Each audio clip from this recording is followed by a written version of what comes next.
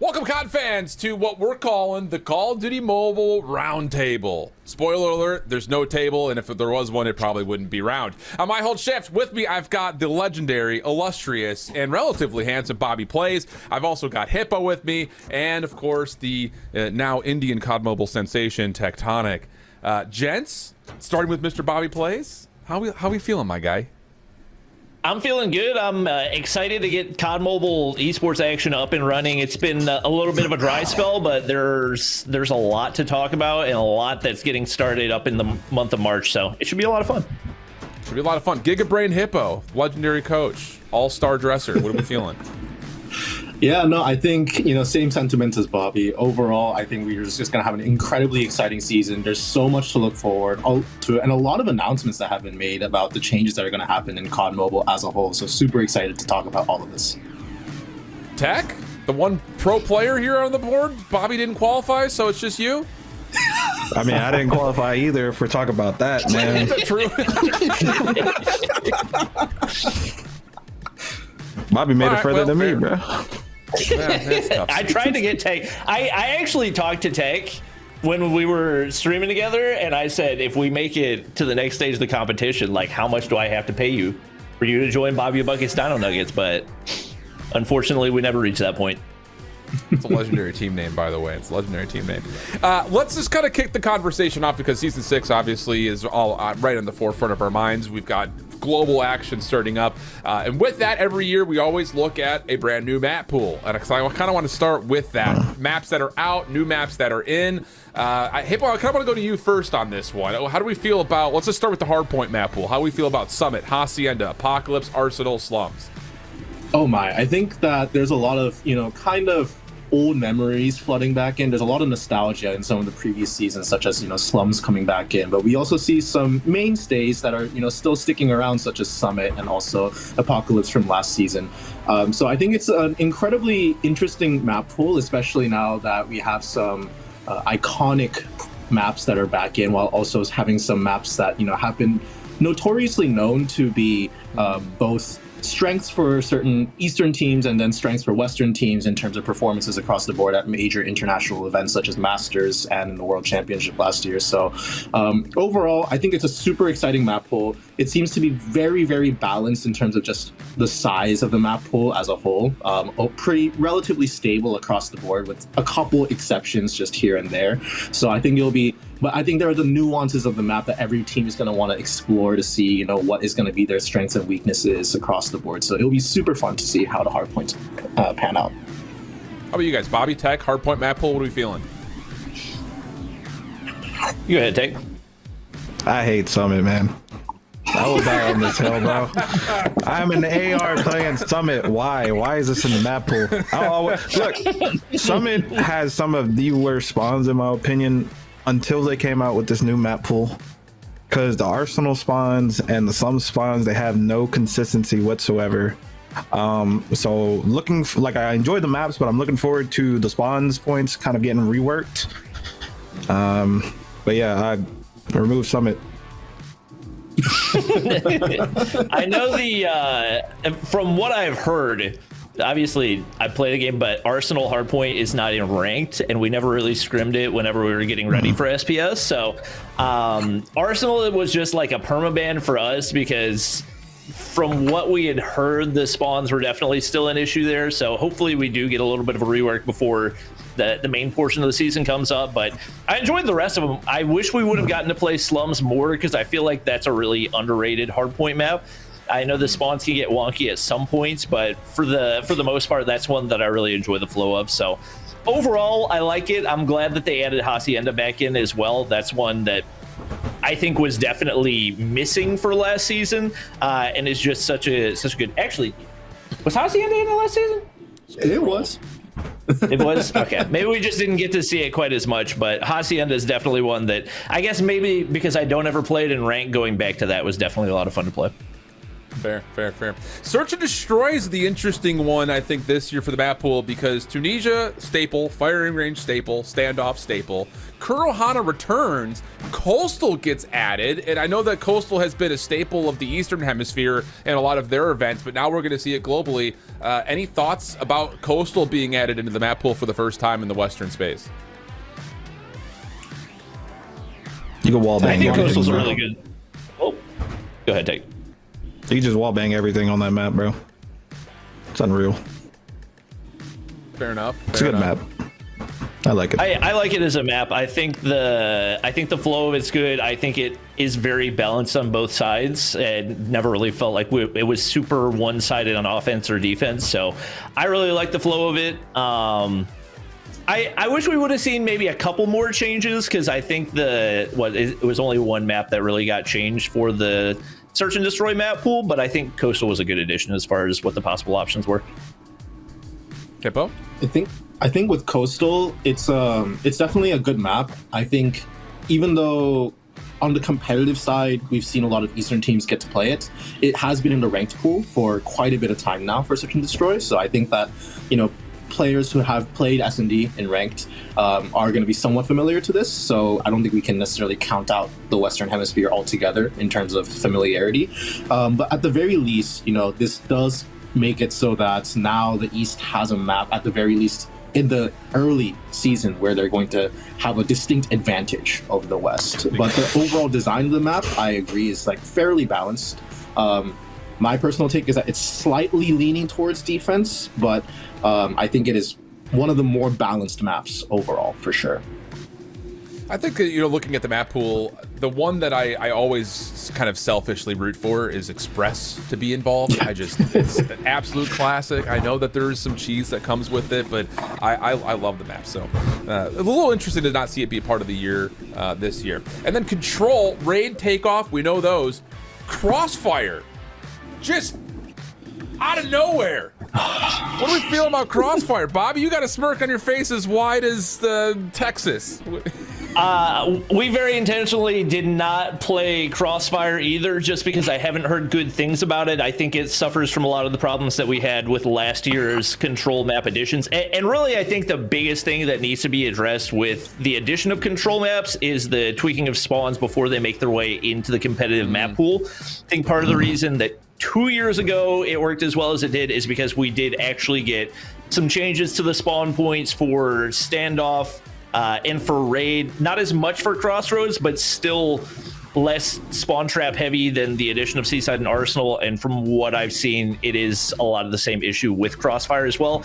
Crossfire, just in general across the community, is not like what I would consider a beloved map, because it's kind of toxic for the majority of game modes. So that's one that I anticipate we probably won't see a whole lot in the competitive season.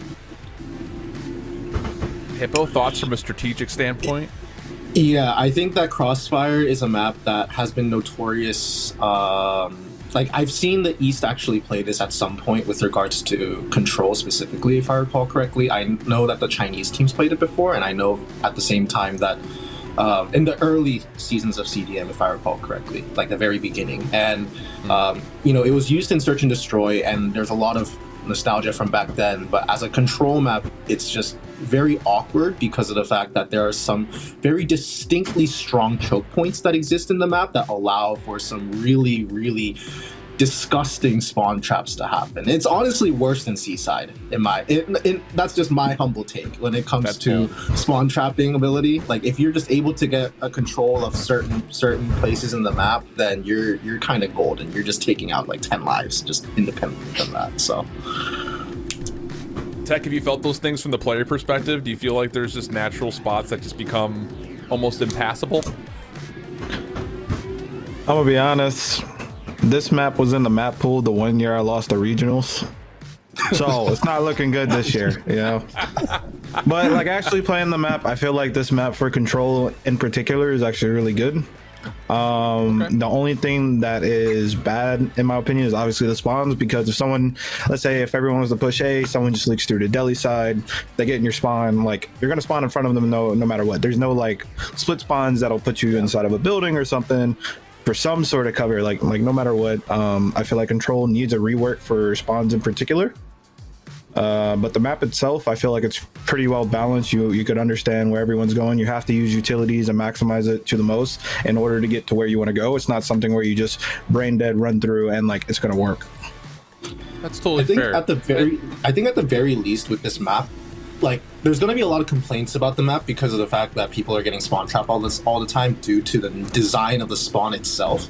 However, what I think is really good about this map, and the one upside that I personally like over Seaside and honestly over most of the maps in this pool, is that it really tests the fundamentals and basics on both on individual level in terms of a player, because there's so many spots that you have to constantly be checking, so many corners, so many places you can get sniped from, and so you have to be constantly looking for all of these, making sure that you use your utilities at the right points and at the right places, that you throw your smokes, etc., at the right spots. But then the second thing is, as a team, just having just the basic good macro of Control, just being able to make sure that you cover your lanes, you don't get too heavily focused on one side, because if you do, then you can allow for a leak to happen that allows for these really bad spawn traps to happen. So now, this is kind of an off-the-wall topic of conversation to follow up on this, but I think it's intriguing, so why not just throw it out there, see what you guys have to say. Over the last handful of years, I think we all have come to grips with having only 3 maps in Control. There typically is always one that we love, there's always one that we typically hate, and it often kind of leads to conversations about the integrity of the game mode as a whole. Now, if we were to go back into the history of like competitive Call of Duty, Capture the Flag has always been kind of a massive staple of like old school CODs. How do you think a game mode like Capture the Flag would maybe do better, do worse, not maybe do anything different in terms of being a potential third competitive mode instead of Control? Bobby? I think the chaotic nature of COD Mobile would make it tougher for Capture the Flag, just because you have 5v5, you have operators, you have so many different types of utility. I feel like that would be a difficult one to add in. And then on top of that, there's not necessarily like another game mode outside Capture the Flag that there's a good point of comparison. So from the perspective of the casual fan base, that it would take a lot more time for them to understand as compared to Control. It's basically like a combination of like Dom and TDM, that type of thing.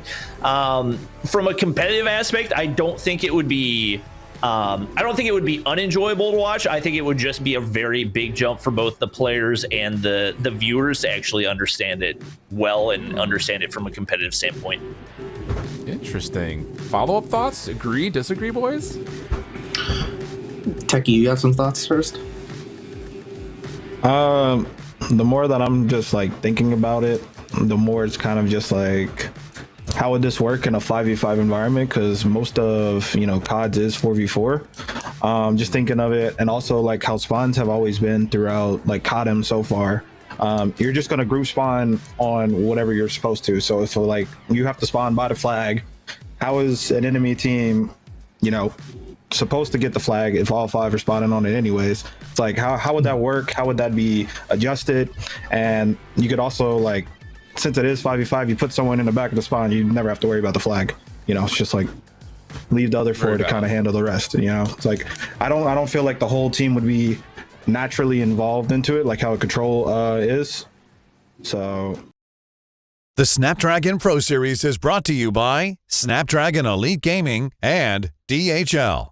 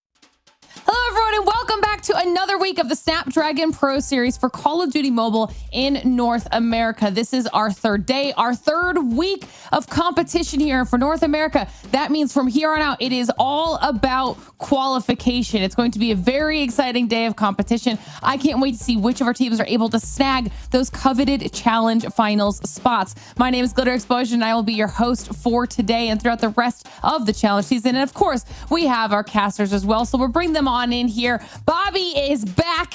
All right, at this point, we can't get rid of him, and we have Ton getting through all of our North American action. Bobby, welcome back yet again. Another week of NA. You excited for the upper brackets? Yeah, no question about it. I feel very honored that I get to be here for upper finals because I did not realize this was the format that we were going with, but I'm more than excited for it. We got a couple of teams that I've been really excited to cast that I haven't gotten to in a while in Undream, so that's a team that I'm really looking forward to seeing. Yeah, I think Brody's going to be jealous he's missing out on some of these matches here, Tom, because today's going to be really good. Yeah, of course. I mean, we have two big qualification games from both the groups, of course, for both teams who actually made it through the upper side of things. It should be a really interesting day. Now, if you guys are just hopping on in here for the first time and you're realizing that we're already over halfway through the season and you want to go back and check out anything that's happened so far, you can do that on social media, whether that's X, Insta, or Facebook. Just make sure you're following us on there, and that way you can stay up to date with everything we've got going on here in the Snapdragon Pro Series. Or you can also join our Discord at discord.gg/Snapdragon Pro Series, where you can join our community, talk all things Call of Duty Mobile, and of course, continue getting all of our updates, because things are only going to heat up from here. We've got weeks of qualification going straight into our challenge finals, what all of our teams are trying to make their way through to. So it's going to be very cool. But in order to get there, they had to go through our last week of competition here, Bobby, and it was a doozy. Yeah, no question about it. Undream put on the show that pretty much anybody would have expected them to. I think a lot of people favoring them over just about anybody else in the North American region have been a top team, or at least comprised of a lot of top players for a long time. And you throw on top of that probably the only top team, I'd say tier 1 team that's really locked in on the competition.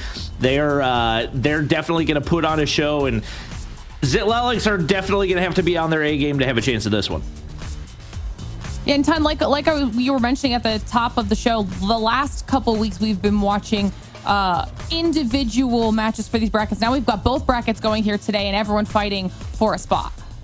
Yeah, of course. We had Group A in week number 1, Group B last week, and now we have the combination of all the winners coming in with each other here this week. So that's going to make it really interesting. We have pretty much the cream of the crop from both groups going up against each other, which always makes for some good Call of Duty. But yeah, I'm super interested to see how it's going to go down. Me and Bobby were just having a quick chat about it before we did go live, and it was just like, it's still not 100% sure exactly which way these games are going to go, which is always a nice position to be in.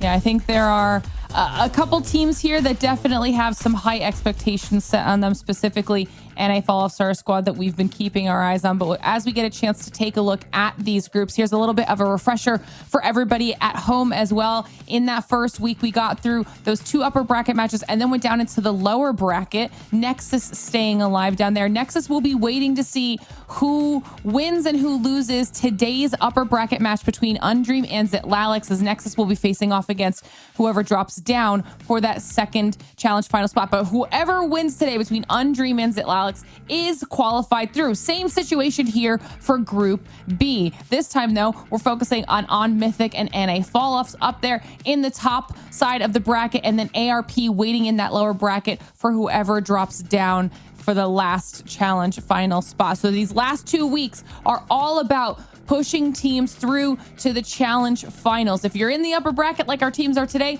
you still have a little bit of cushion, because that means if you don't end up taking the win home, you still have one more battle that you can fight. As you guys will see the schedule reflected there, we'll be doing that Group A side of things first between Undream and Zitlalix, and then we will move on to On Mythic and NA Fall-Offs, and that's all she wrote here for week 3 of the challenge season. So this is going to be really cool because we don't have to worry about sending anyone home today. It's just about sending people through to the next stage of the competition. So let's start talking about these matchups here a little bit. Obviously, we've mentioned them. You guys saw a couple highlights there as well from the previous weeks between these two squads. We've got Undream versus Zitlalix here, Bobby. This a little bit up in the air here. Yeah, no question about it. Zitlalix definitely the dark horse in this competition, I would say, especially of the teams remaining. The fact that they have to go through Undream is going to make it that much more difficult. I was really, really surprised by how well Zitlalix performed in those first week matchups. I think they caught a lot of players and a lot of teams off guard, but they, like we said, are going to have to really crank it up here heading into the competition. Shisui, Puedes, Zyrax, all part of that former TLE squad, and you got Fabuloso and Shisui, or rather Fabuloso and Titio, who have been mainstays, especially in the LATAM region for a long time. So Titio has been around arguably longer than pretty much anybody in North American competitive Call of Duty Mobile. Obviously, when Mexico was competing in the LATAM region, he went back and forth a little bit, but no question, he's one of the OGs of COD Mobile competitive. I forgot that we're getting all of our headshots in here too for the second half of this. Everyone now getting to kind of put a face to the name at home if you are trying to become more familiar with some of these players. But Tom, on the flip side of things, we have Zitlalix here hoping to really clinch that spot if they can. Yeah, and I kind of agree with the sentiment from Bobby. They have impressed probably a little bit more than we maybe expected them to. They've looked really solid throughout. So I think they are going to be a relatively stiff competition here. But as Bobby mentioned, they are not the favorites heading into this matchup. But that is not something that has deterred them previously. So let's see how things are going to go for them. But yeah, interested to see how the game's going to go down. Yeah, we talk about just how well our teams are able to utilize the time between competition days, as well as we get a little bit of a head-to-head here between our first two squads. Just overall numbers here for both of them so far in the competition, but also all of the strategizing that goes on outside of these hard statistics. Bobby, were these squads successful in going back, checking the VODs, kind of learning whatever limited information they could for figuring out map pools and gameplay, etc.? That all of that comes down, all boils into the same equation here when they're trying to figure out how to go up against each other.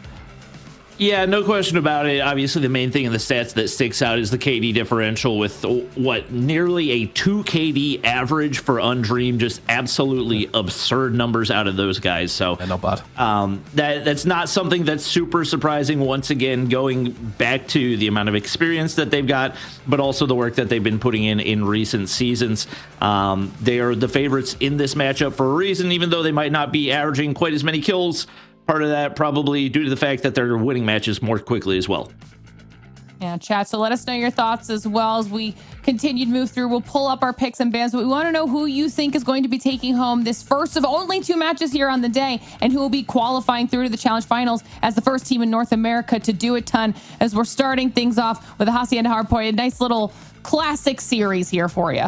Yeah, there's nothing too crazy going on here. But a Slums and Coastal finish, I suppose that, it's 2 of the newer maps that have come into the pool. So for some of these teams, it has been a case of just learning on the job. Of course, some of them will be well versed in them. But I mean, the first 3 are super comfortable for any of these 2 teams. I think if you're Undream, you will be happy with those as well. But the Hardpoint and the Search and Destroy coming map number 4 and 5 could throw something different in there. So yeah, we'll see. But nothing too out of the ordinary.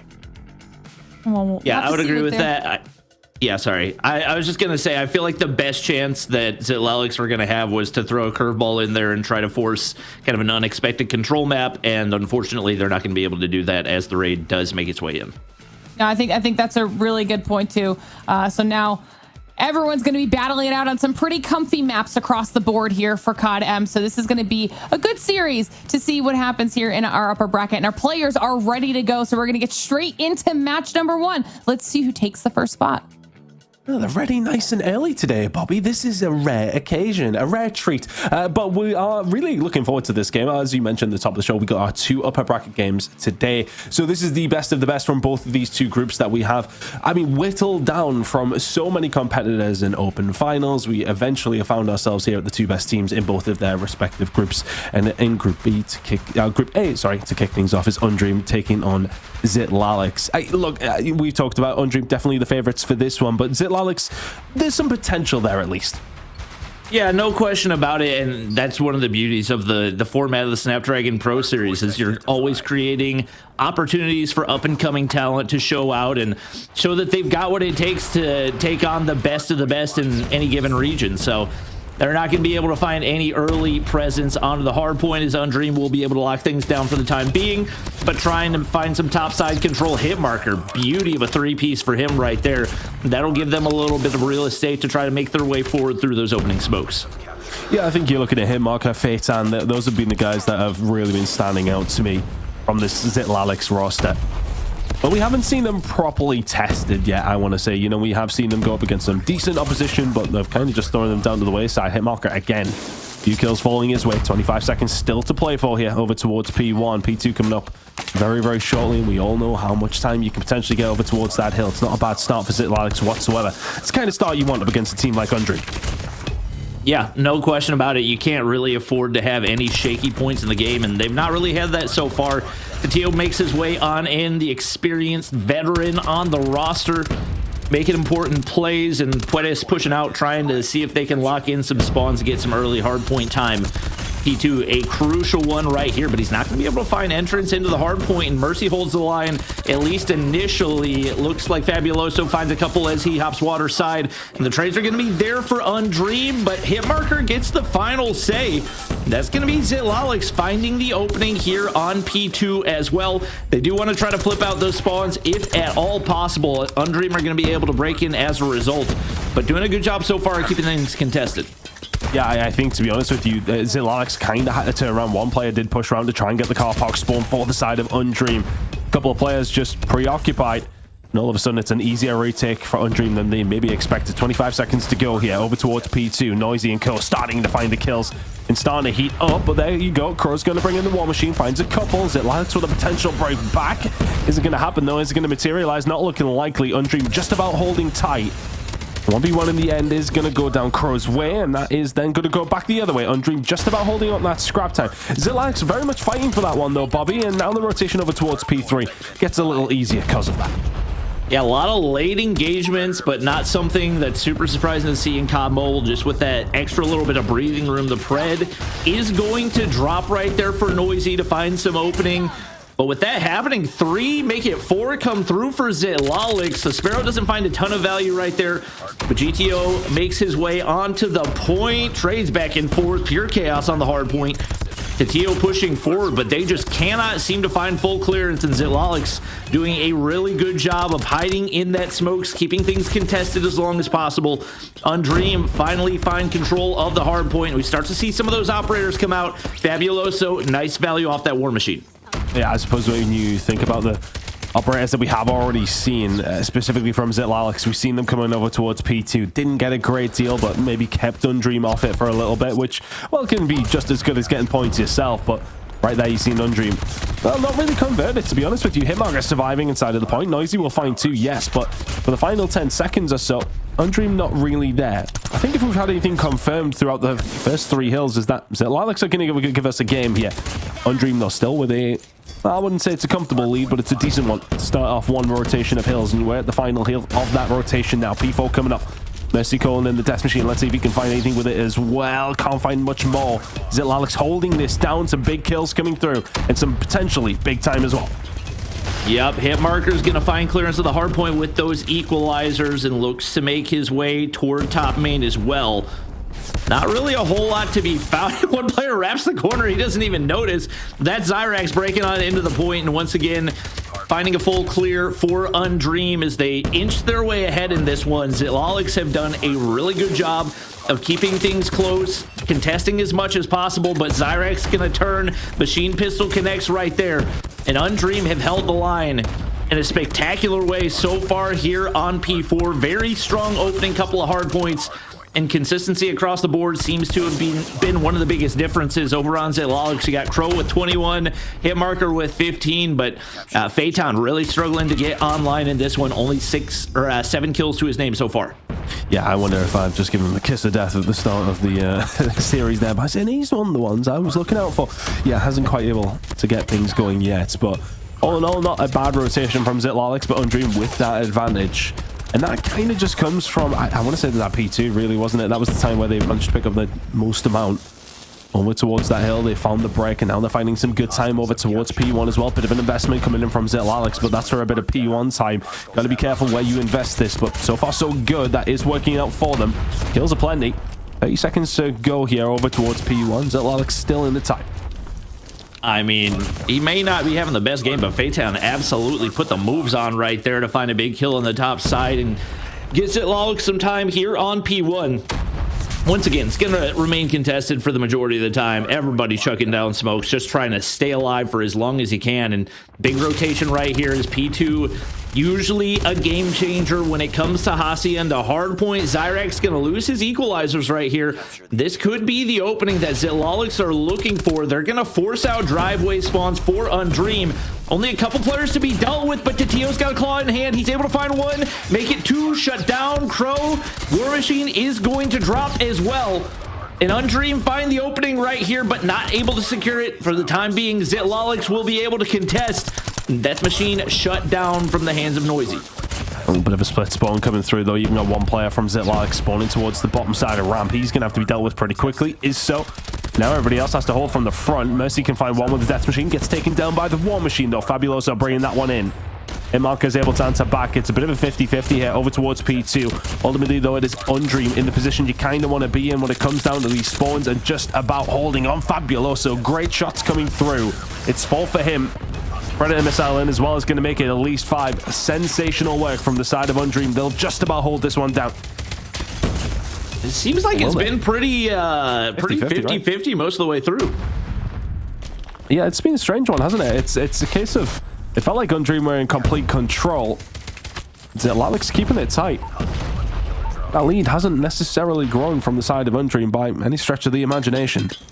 Over towards P3 now. Things starting to kick off. Undream getting wiped out here. Zitlalix very much here to play. 2 operators in as well. This is going to make it even more difficult for Undream to get in. Zitlalix with an opportunity to bring things back. Yeah, big investment right here, trying to go big.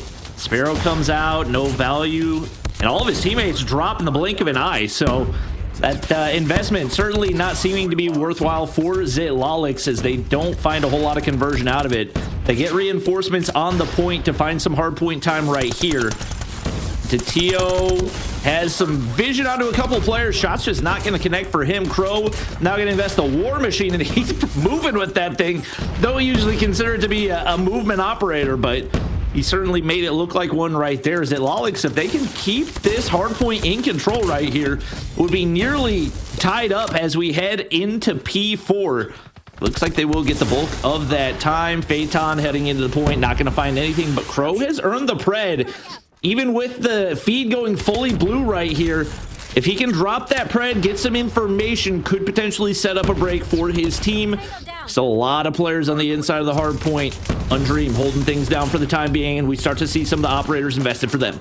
Yeah, this is a hard break now. As you mentioned, Zitlalix potentially have something to try and find a break, and there's the claw coming in from Phaeton. Needs to really get something going here. He's going to be able to find one, finds a second. Fabuloso, though, going to bring in the War Machine, completely counters everything good Zitlalix were trying to do. 34 seconds remaining. Puedes just holding down the garage, can only find one. Finds 2 with a nade as well. On top of that, over towards the hill, helps his team break on through. They know exactly where Zitlalix are because of Puedes' previous positioning. Fantastic work. Undream just about holding on through the fire and the flames, quite literally. There's potentially a good break coming from Zitlalix, but with 15 seconds to play for, Undream have held down the majority of the time and starting to bite the pedal down. Puedes, my goodness me, it's 6 in a row, and that's going to be another decent lead for the side of Undream as Puedes just keeps it on rolling. Hardpoint lost. I mean, across the last week of COD Mobile competition, we have seen some crazy Death Machine plays. That was definitely one of the better ones, with the spawns giving him a little bit of help there as well. That earns Undream a 30-point lead off of what was a tie game heading into P4. So now an opportunity for them to continue to grow things right here. Mercy doing what he can to find clearance onto the hard point. Looks like Undream still going to be able to reinforce. Puedes in the top side shuts down one, nearly 2, 1 HP. Zitlalix gonna be able to stay alive there, but still not finding any entry onto the hard point. Oh, and Fabuloso continues to cook. Only 1 kill off of a pred right here, and that could be the straw that breaks the camel's back. Zitlalix desperately needs something to go their way. Yeah, it really feels like Undream just found another gear, and Zitlalix are coping, stalling just a little bit. Pro starting to bring it in here for Zitlalix because they kind of need to. It feels like that investment's been coming in over towards P1 quite often for them. It's been coming up around that time for them, and it's not necessarily converting to much. You see them just not find anything. That P2 rotation now starting to come in. Undream going to be the first ones there. They are also going to be 19 seconds away. Zitlalix, a lot of work to do here, Bobby. Yep, they got to get busy. Noisy trying to lock down those rock side spawns and doing it perfectly. Wins every single gunfight. And Undream have blown this one wide open. From a tie game to a 90-point lead, I don't think they've given up more than 10 seconds of hardpoint time since that P3. Absolute dominance here to close this one out. And they go big to finish things out and show why they are favored to win this competition. Yeah, I think that this is a strange hardpoint, really, isn't it? Because as we kind of mentioned, it was, what, 30, 40 points at most for the side of Undream throughout the majority, even heading into the second rotation. And throughout the second rotation, that's kind of where it stayed. But then all of a sudden, they just put their foot down. It was a really, really close game up until it very much wasn't. But I mean, we say time and time again, when we talk about these top tier teams and what the difference is between, I mean, even guys at home who are sitting playing or other guys who are in the league, to a certain degree, always feels like that operator usage and how efficient you can be with it really does make a difference. We've seen Zitlalix bringing out War Machines. They were bringing out Sparrows for P1, finding a couple of kills and not getting a great load of time off it because it's P1 on Hacienda. It's not the easiest thing to do. Then you got Fabuloso and Puertes bringing it out at this kind of stage with this 20 seconds still to play for over towards P4 and getting a clean feed. Real difference makers coming through for the side of Undream is the difference maker there. Sensational work. It's about a 100-point game by the time things are all said and done, and they find themselves in the lead here in this series. Yeah, you don't want to put the game on one specific player, but when you've got somebody going 13 and 50 with 29 seconds in the hard point, didn't even get an impact score for that game, and to a degree it's kind of like you're playing 4v5, but it's almost like you're playing 4v6 when you got that many kills being fed to the opposition. Phaeton definitely going to need to get online for Zitlalix if they're going to have a shot heading here in the Search and Destroy. Yeah, I'll take partial blame for that one after trying to gas him up at the beginning of the series there. But never mind. Phaeton, you do have the Search and Destroy coming up to maybe try and turn things around here. But it needs to be turned around pretty quickly because that... Yeah, right. Look, we don't like to pick on players when they do have a bad game too much, but then that's one of those scenarios where you're like, right, okay, you're 13 and 50. That's what, minus 37 KD. We need to see a little more than that. Sometimes it doesn't make too much of a difference, but obviously it would have in that one, and that's going to be Undream finding themselves 1-0 up in this series. But I think, if I was to be a caveat here for the side of Zitlalix, they did keep it close until things started kind of spiraling a little bit. I don't want to say they lost control. It just felt like Undream found another level, but then Zitlalix, the worry has to be for them is if Undream find that level again, if they find another, this game could be over pretty quickly. Yeah, no question about it. I think on the Search and Destroy, you want to keep things close as possible early on. Obviously, we do tend to see these teams be a little bit stronger on the defensive side. If you do get offense to open things up, don't get too much in your head if you see the score separate a little bit early on, just because you have that opportunity to flip things around, but at the same time, you don't want to allow too much of a lead to build. So we'll see what we've got here in the Search and Destroy, and it is going to be Zitlalix on the defense to get things started. We'll see what they can make of this situation and see if Phaeton can have a bounce back game right here. I think as well, Bobby, like when it has come down to Tunisia as well, though, we're definitely seeing more attacking rounds these days. At least it feels that way compared to what it was like when I first started casting over Tunisia Search and Destroy. Well, it was 6 rounds defense, 6 round defense on occasion. Here we go. Undream having a little bit of a look over towards this B side. Zitlalix trying to defend, doing so well so far. Messi and him are going to find a couple. Attila will find a breakthrough, though. A little bit of presence here for the side of Undream, but everybody else is on their way over. Fabuloso's on that big flank, though. He's trying to play the island player. Needs to find this kill, though, to be useful. Does not. And all of a sudden, his team are left in a 2 versus 3. Seemed like it was a pretty doable situation, but comes up short right there. Feeling aggressive, trying to get the bomb down, but Tio actually pushes up the stairs and finds 2. So now all the pressure onto Phaeton. Looking to have a bounce back and wasn't able to catch that one player off guard. So he's going to hit a wrap back towards spawn. It looks like may find the engagement. He's actually going to wrap to the mid side right here. Timing might go his way, but it Absolutely does. Now the opportunity to Tio remains.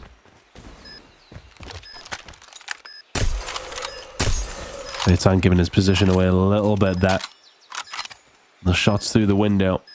But if you're Tio, I mean, you've done this so many times. You know exactly where he's going to be pushing from. USS9 in this position just doesn't lose these gunfights. And that's 4 in the round from Tio, and that is a big difference maker. Those 2 pushing up the stairs at B, I just don't think Zitlalix were ready for it. Titilo finds 4 in the round. Undream, one to the good on the attacking side. Big time plays from him. Not the first time we've seen that. Undream off to a good start right here. Zitlalix, maybe, I wouldn't say a big flop on the execution right there. Maybe a couple opportunities where they could have found more value, but wouldn't say really any major misplays. More Undream making the big plays on their side. Fabuloso looking for the opening here on the A side. 3 players here to defend. He gets the angle, but is not able to connect on what looked to be a pretty wide open shot right there. So now the util going to go out, looking to find more information. Saw 1 player wrapping back. Still a bit of a stalemate right here. Crow should be able to find the kill, but Tio just walks onto the bomb site. Walks in the bomb site and finds himself eventually dead. Fabuloso can answer back with another just to compound Phaeton's misery at this stage. 4 versus 4. I'm in a bit of an awkward spot here for Undream. You can see they've got a lot of presence over towards B, but they have no onus to be able to make this push forward. Hitmarker's going to move at the right time, and then eventually will get taken down. 2 players over towards this B side. I mean, yeah, that's great, but the bomb's on the other side of the map, unfortunately, lads. Mercy gets caught with his pants down right there, so he's going to drop and leave his teammate now in a 1v2. Crow eyeing things out right here. Knows where the bomb is. Playing, to be honest, awfully close to it, given the position that he's in, and I think that he's going to get red pretty easily, but it doesn't matter as he clutches up in the 1v2. Nobody for Undreamed takes a bullet on him, and he goes big to allow Zitlalix to take the round. I thought for sure he was going to just get shot in the side, but turns at the perfect time and finds the round for Zitlalix to tie things up right here. Pretty split push for Undream. It's like a little 3-2 with a couple players over toward the B side. Pretty far forward positioning for Mercy right here, as he's likely going to be first point of contact off of any push. Undream likely just playing for some picks to open things up. Yeah, Crow kind of just hiding in plain sight there, wasn't he? In the middle of the bomb site. Gets away with it. And finds the 1 versus 2. Pixels away from each other here at times. Hitmarker trying to find something. Hasn't been able to do a great deal yet. Fabuloso trying to look for an angle as well. Right now, Zitlalix ain't offering a goddamn thing. I think this is kind of been the thing, though, for Undream. They've had some potential in attack. They managed to actually break some bomb sites on occasion here. And yet they just didn't have the bomb previously in the last round, at least, anyway. But getting into sites hasn't necessarily been a massive issue. It's been capitalizing on it, at least in the previous round, anyway. Let's see what they can do here. Looks like it potentially is going to be an A through mid. You're back down here. If he's Zitlalix just a little bit, but the time is starting to run out. 35 seconds to go. Undream need to make a decision. Zitlalix doing a good job of using that util to zone things out and slow down the push from Undream, trying not to give up any unnecessary lives. And GVO should have an angle here to find a kill. Finds 1 before getting traded out. That was all they really needed out of him. Crow finds 1. Another looked like it could have gone their way, but Puedes goes big. Phaeton finds another. All down to Noisy in the 1v2 right here. He's going to get shut down, and back-to-back rounds go the way of Zitlalix. They are, I've been pleasantly surprised by how strong their execution has been to open this one up. Destroy the objective. Good job. A really good job. I think Undream kind of played into their hands a little bit there. Just in respect to Zitlalix, they didn't make any mistakes. And Undream, well, didn't really make any moves. They're going new this time, though. Fabuloso will get the better of them. Just about to kick things off. And now Hitmarker has a lot of defensive work to do. Could probably do with just getting out if he can. But Mercy's made an immediate flank through the mid-map. His bomb is going down over towards B. So Zitlalix will have to retake in a 4 versus 5 situation. Bomb is down. 45 seconds to do something about this. It's going to be all about this backside. You can see 3 players pushing through the spawn. Zyrax going to be first point of contact. He's going to see them. He's going to call out Noisy. Noisy is going to fly around the corner. Finds 2 himself. Zyrax will find another. That should be the round, barring a miracle round from Mercy. Yeah, Hitmarker had absolutely no idea he was up there. They flood through it once on the bottom side, and Undream take the round to tie things up 2-2 right here. Once again, maybe more on the execution from Undream than anything else right there, with Noisy tucked away in a perfect position to do the damage to get, 3 kills right there. So now they start to get a little bit more aggressive toward the B side. We've seen a couple of those pick play rounds, but this time they're going to invest some utility and see what they can find. Hitmarker going to be forced back right here. He's the only one here defending on the B site. He's going to get taken down by Puedes. And great execution by Undream to find clearance on the bomb site. That bomb will go down immediately. Yeah, it feels like a lifetime ago, that round where they just didn't make any moves. They've been making them all in the past 2. Noisy now going to try and lock this down if he can. Mercy can find one, though, to, well, maybe make this interesting. Zyrax can find 1, Vines 2, and all of a sudden, Zyrax just starting to line them up. The KRM is out, and as are the rest of Zil. Alex Puedes with the final kill, and Undream just starting to step it up a level. It feels like the hardpoint all over again. It's close until it's not. Undream, yes, okay, they may only be 3-2 up, but that is 2 rounds in quick succession. After Zil Alex with a decent start, these are nice attacking rounds from Undream. Grenade out. Definitely not a conventional map to see the KRM coming out on, but we've seen more and more shotguns in COD Mobile competitive as of recently, especially in the search and destroy with in the China region. The HS0405 coming out a lot. Interested to see if we'll see any of that today, but it's Undream once again flooding the site right here, getting a quick plant down. Great execution on the entry. And Zit Lalix left reeling right here. We'll see if they got any util left to try to find an opening, but nothing happening off the early approach from them. Fabuloso going to get hit markered, but he dips away, and now Zit Lalix going to be forced to take a risk right here. Fabuloso makes them pay, but Phaeton and Mercy find a couple. 1v2 right here is not meant to be for Phaeton as Undream now extend that lead. Feels like Undream are just using their raw horsepower to get onto sites, and it works out in their favor on the attacking rounds. 4-2. They are up now and moving over towards the more preferred defensive side. This really does give them a massive advantage now. Zittle Alex need to, well, pull something out of the fire here, because right now you're in a difficult position. You want to 0 down in the series. You are 2 rounds behind heading onto your attacking side. On Tunisia, Noisy now starting to cause issues. Zyrax is there to pick up the pieces. Noisy will find another, and that is the round done just like that. It's a 4K for Noisy, and it's a 5-2 lead for Undream. A lot of unconventional guns coming out and doing crazy damage for this Undream squad. You got the KRM with the 3-piece, instantly followed up by 4 from the MG42. Undream just throwing anything they can at it, and definitely a nice gun to have on Tunisia on the defensive side, just because you can wallbang pretty much every single wall on this map. To Tio, gonna find 2 with the USS right there, and just like that, the push has been led to a complete halt. Puedes gonna shut down another, and now Zit Lalix left in a 2v5, making a 2v4 right here, and Hitmarker's gonna find a couple. They find 3, and just like that, they find the advantage. Hitmarker gets a kill with the concussion, and we're into a 1v1. Into a 1v1, and Hitmarker is on for the ace. Fabuloso now just trying to play this one patient. After what was, I believe, a 2 versus 5 scenario. Hitmarker's brought it back to a 1 versus 1 for Zit Lalix. Fabuloso is going to get the timing on him. He just dips away. That Odin is firing absolute missiles out of it by the looks of things. Nade over the top is, I don't think, gonna land. Did it get a hit? No, it did not. And the killer in the air as well. That's a disaster now. Fabuloso needs to get rid of it, ideally. It's going to be time for Hitmarker just to back on down here. Re-wrapping through the middle of the map. Fabuloso will not have a read on this whatsoever. He's going to be checking the corners.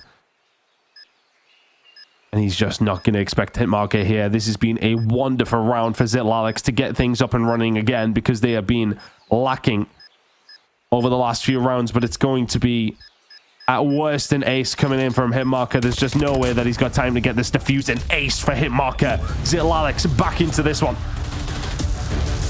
Wow. A 2v5 into an ace. And that could not have been any better time, as it felt like the bleeding was continuing to grow and grow for Zitlalix. They finally find a way to reel one back in, but you got to have more consistent execution on the offensive side. Can't really bank on those aces every single round. We'll see what they're bringing to the table on this one. Very unorthodox approach from the lower side of B, but they're going to be able to find two. Fabuloso makes them pay, though. Couple of quick scopes connect, and just like that, Undream back with the man advantage, this time a 2v4. And it's going to take another miracle out of Zitlalix. Have a chance in this one. Zyrax going to shut down one, Poides the other. And now Undream 1 round away from going up 2-0 in the series. Yeah, you're right. Look, you can put Zitlalix in those situations. If they can pull them off, fantastic. But if you're in those situations, something ain't going right. And well, the scoreline kind of does tell that story right now. 6-3 lead for Undream. They are 1 round away from going 2-0 up in the series. As you point out, Bobby, this is not an ideal scenario. Zitlalix whatsoever. Good shots on the Noisy, though. The kill will come through for Zitlalix, so now they have numbers over towards this B side. Fabuloso did some sensational work in that previous round, and is going to have to do it again if he wants to hold down this B side. He's really banking on that bush, doing a lot of work for him. See what he can make of this situation. 3 players ready to find the push. Noisy just incredibly out of position right there, and they're able to make him pay. So a bit of a waiting game right here. Hitmarker just waiting for any overextension on that flank, but it doesn't look like it's going to happen. Undream very happy to stay home and force this opening engagement. We'll see what Fabuloso can do as clock continues to tick, and now some of that util going to go out. Don't know if there's really any angle to find info onto that bush side. And we'll see what Zitlalix find right here as they finally make entry. There's no way they're going to let Fabuloso get away with this, surely. Nah, there's no shot. Not at this level. At worst, somebody's sticking at least a bullet in there just to check it.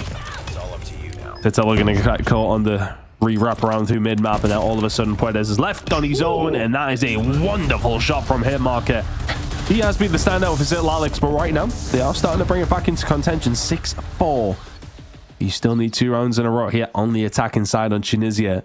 There have to be 3 in a row in the end to just even send us to overtime.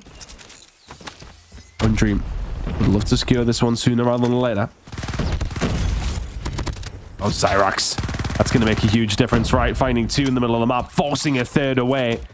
That's a wonderful way to start your defensive round all of a sudden. A 3 versus 5 in your favor on defense for Undream to take them out. Yeah, for the most part, they've done a really good job of finding those first bloods, and for the most part, going untraded as well. So Zitlalix desperately needs something right here. Phaeton's going to be able to find one. 3v4, and Crow's going to catch one off guard, so still not completely unmanageable. 2v3, and Hitmarker's alive. With the way he's been playing, he might need to change his name to Headshot.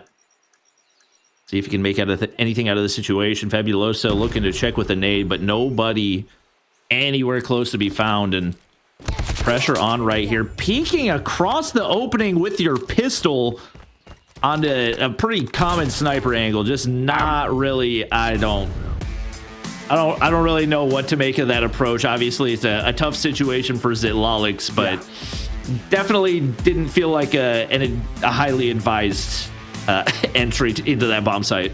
To be honest, I was going to semi-question Undream. Actually, they find their opening picks, and then they all started pushing forward. I know they ultimately win the round, so that's all that matters.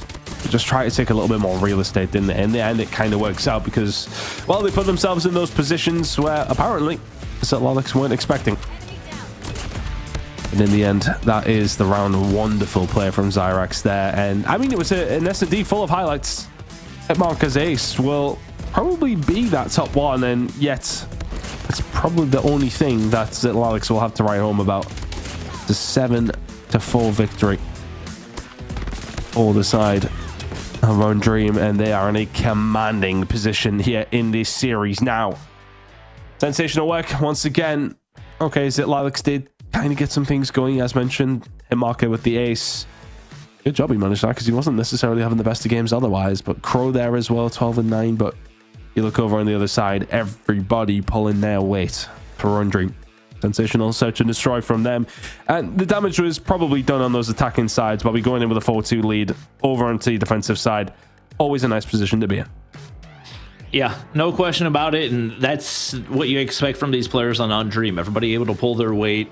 Puedes with a 2KD right there. I'm still curious what Fabulosa was going for on that bush play, because it's not just that he was hiding in the bush, but he was looking at the wall. Like there's gotta be some strategy hiding, like shoulder tags or something else. I don't really know what he was going for right there, but I'm going to figure it out. We're getting ready to head into the control. Undream, as expected, in the driver's seat and heading into a map that they probably have hundreds, if not thousands of reps on. So they've got to feel pretty confident heading into this one. Yeah, they'll be feeling super confident, especially, as you mentioned, on a raid. It's a very classic control map. We know that these guys will know exactly what they're doing here. But Undream, they've kind of showed us what we really did expect in this one. Zitlalix of threatened on occasion, I want to say, Bobby, but that's probably about it. Undream have very much been in cruise control. As soon as they decide to find that extra gear, it's easy enough for them at this stage. Yeah, no question about it. And despite the fact that it's not looking great in the series, Zitlalix have definitely shown a lot of bright spots in their game. And especially with the way they're playing right now, like even if they can't find a way to take the series, I would not be surprised at all if they do find a way into challenge finals. They've got an opportunity here. It's going to see if they can turn things around in the control. Typically is the swing mode, so an opportunity for them to make some noise and try to catch this Undream squad off guard, but they've looked so consistent across the board. It's going to be tough to poke any real holes in their game plan so far. Well, let's see. This is going to be the control that you can potentially find something on. I mean, there's always something with control, isn't there? As you said, it can be the swing mode, but you find one nice break, it can turn a control game on its head. Zitlalix immediately trying to find a push over towards this A side and getting some progress with it as well. Might as well find an opening kill though. Titilla now will find a push around as well. A lot of control over towards the bedroom though for the side of Zitlalix. That will give the cover. And A may well be gone, but Puedes can find another. And we'll shut this one down imminently, but still pressure here from Zitlalix. Not a bad start from them whatsoever. A second tick over towards A and may be on its way. Definitely a more passive setup for an A side, but I like the way that they executed it right there, letting the snipers control longer angles instead of taking basketball in a more risky situation. Unfortunately, Puedes is going to be the man to be dealt with, and they do not have a response. He's going to be able to find 3. We do see the SKS come out, obviously recently unbanned from the weapon restrictions. That's something that, especially in the LATAM region, was a favorite for a long time prior to its restrictions. So they're going to be able to do some damage with it right there. Undream taking that life lead, and they did manage to stop Zitlalix from locking down not only the A zone, but that second tick of progression as well. Zyrax continues tucked away in that corner. He's now on a 7 spree, and he's going to be able to earn the pred right there as Undream continue to force their way forward. And now time, the biggest issue against this Zitlalix squad. I think for me, when you've seen that initial push over towards A and not work out for Zitlalix to get wiped, they sent another 4 players in that direction. They all get wiped as well. Undream were there in numbers and they still try to force it. And could that be their downfall now? But as we'll find another in this round, it's pretty much been sniper only from him. Found 6. Titilla with 1, answer back to Crow, but the lives are just not enough. Yeah, okay, they've lost 8. And that time has now been extended. Phaeton will find 2 though. Has to be pretty much perfect from the side of Zitlalix. And well, they were keeping it up momentarily. Fabulosa though will find 2.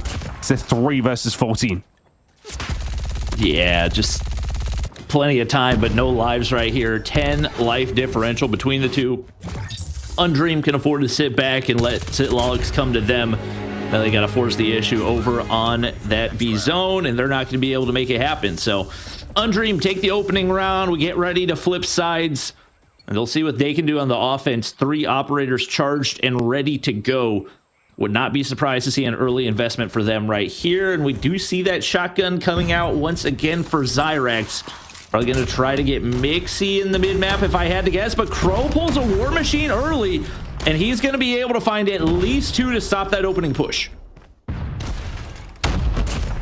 this is the time to use it, right? You know exactly where they're going to be pushing from. We'll have a good idea. And now all of a sudden, if you're Zillalix, you may be, well, welcoming yourself to the blender. Noisy, you need to find some kills to get your team out here. Oh, sorry for the other side. You need to get rid of Noisy, I should say. Was in a position to cause some damage. Have to be careful here. If you're on Dream, sorry. Puedes. Good shots coming through. Good start from Zillalix here in this round. Trying to keep them at bay, but Undream need one decent push over towards this B side. They'll look to extend the time to make their way over towards it, but good start from Zillalix. Puedes gonna pop that death machine. We saw big plays from him in the Hacienda. 2 players over here on the A side. Doesn't really have any info to work with right now. Just kind of guessing at spots. His team going to be able to make their way onto the B zone. It looks like 2 ticks of progress are going to be locked in. I don't think Zillalix are going to try to stop this cap at all. They seem very comfortable holding the A side, and that does mean a death machine, for the most part, gone to waste. Don't hate the play out of them, baiting some of that operator utility out. Puedes needs to find one onto Crow right here for the opening to flood through that spawn, and he finds exactly that. Fred's gonna drop. They get the info as well. Puedes is really running this one. Annihilator's out from Totilla, who hasn't necessarily had the best of starts, but all of a sudden Undream are up in lives from nothing.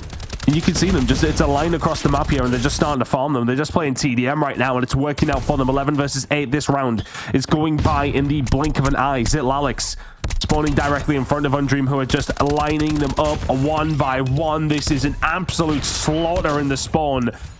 And Undream just pulled the trigger again. It's a close game till it's not. And Undream just make mincemeat of Zillalix in the end. It's now going to have to be a 1 versus 8 from Mercy. He will fall. Undream, comfortable one in the end after a little bit of a scary start.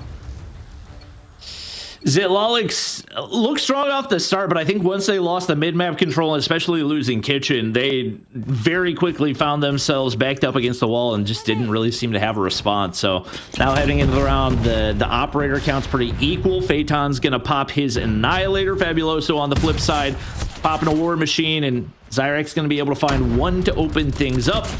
Doing his best to get this B zone cleared, and it looks like the Pred gonna drop from Fabuloso. He gets info, but no kills to be found. Potentially a trophy right there. So Zillalix, for the most part, able to avoid something absolutely terrible. Biggest thing for them, they've got to find some presence on these objectives to stop that clock, and so far they've really struggled to do so. Fabuloso, great cutoff kills right there, and only 1 player to push forward on that B side. I can't wait to see Puedes' kill of death at the end of this one. Guy's been running the show. Sniper in hand here on Control.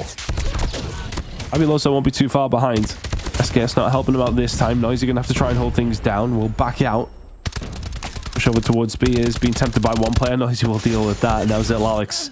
Oh, well, we're stuck in between a rock and a hard place. Noisy trying to make the push there with the Purifier. Not gonna happen. Now the aggression's gonna come out from Zyrax. He will get cut down as well. So Zillalix trying to make a fight to this, but they're still stuck in their spawn with only 20 seconds to go, Bobby. This will take a minor miracle. And once again, the clock becomes more and more of an issue. Obviously, you don't want to lose those lives, but if the game ends by time, then you're not going to have much hope anyway. Mercy finally makes his way onto the objective. Not going to live for very long. Puedes, Death Machine, cuts down every member on the way for Zillalix. Hit marker, maybe the last hope with those equalizers in hand, but takes him a little bit too long to find a kill. Nobody on the objective. 11v2, and Undream make it a clean sweep in the map and in the series. They take the 3-0, and they are heading to your challenge finals. Yeah, they did just find that extra gear, didn't they? It was the same all the way through. There was close moments, but ultimately the class did shine through. Undream, sensational work against a very punchy Zillalix roster, especially map number 1. It was close. It was, well, pretty much dead even at one stage at 150-150, and they still won by 90. Search and destroy. A couple of close rounds, found themselves behind after 3. turned it on from there and did not allow more than 2 rounds to go over towards Lalix. It just feels as if it's close until Undream leaned forward. And well, there was a lot of leaning forward on that map number 3. That was dominant the side of UD. Outside of a little bit of a scary round number 2 to kick things off, but Undream comfortably through to challenge finals. They'll be one of the teams to beat, and understandably so after that performance. A 23-8 from Puertes. Pretty much sniper only throughout the majority of that as well. Really impressive performance from him. But back to the drawing board for Lalix. Undream advanced to challenge finals. Yeah, you were talking about his dominance through that one, and absolutely no surprise, he dropped to 3 KD in the final map. I mean, clearly Undream came to play today. They knew what the stakes were, and they didn't want to have to go through yet another series in order to clinch that spot. A solid 3-0 out of Undream, and a very deserving spot has now been taken by that squad. So they are one of the first out of all 4 that we'll be seeing in our challenge final. So congratulations to Undream. But for everybody at home, if you're just joining, don't worry. That does not mean that Lalix are out of it yet. It just means they dropped down. We mentioned this before we got into the first match of the day. Lalix will now have to wait to face off against Nexus next week to fight for one of those last 2 spots in the challenge finals. So that'll be a fun matchup down there in that lower bracket. Nexus able to take out Rebels last time around and stay alive, hold on to their chance. So both of these teams will be in for a bit of a battle, but we're not done here today. Okay, that's one spot, one group of that upper bracket. We'd have to go over to Group B and see their upper bracket, and you might recognize some folks from Group B because we also have On Mythic, but we also have NA Fall-Offs. So this should be a really fun matchup here today. They're a team that we've always talked about. NA Fall-Offs been talking about from the beginning of this challenge season. Now it's time for them to put up or shut up here, Bobby. Yeah, no question. It's going to be interesting to see how much work they put in. From what I've seen, they've been pretty locked in for the last couple of weeks. So they're a team that can make some noise and absolutely are capable of winning this entire thing. I think we're definitely going to see probably their biggest test so far going up against an On Mythic squad that surprised a lot of people. And I think absolutely also has what it takes to win the whole thing. So it should be a good one. Yeah, hopefully all of you at home are prepared for this, because this should be a really fun way to close out the day. Because believe it or not, there's only 2 matches, which means we're halfway through. And before we get into match number 2 of the day, we're going to send it to a short break so our players can get prepared and ready to dive into it. So don't go anywhere. You're watching the Snapdragon Pro Series. The Snapdragon Pro Series is brought to you by Snapdragon Elite Gaming and DHL. I hold shift with YouTube recorder and content creator extraordinaire Bobby Plays. We're going to be playing a game called the Blind Player Ranking. We've got 5 players on a list. We'll give them to you one by one, and you have to place them without knowing who comes next at 1 to 5. 1 being, of course, the best, 5 being, of course, the worst. You up for it? All right, I'm ready. All right. Let's start you off with player number 1. It's Lucazin. Oh, gosh. Do I get to know, like, is this all NAU LATAM?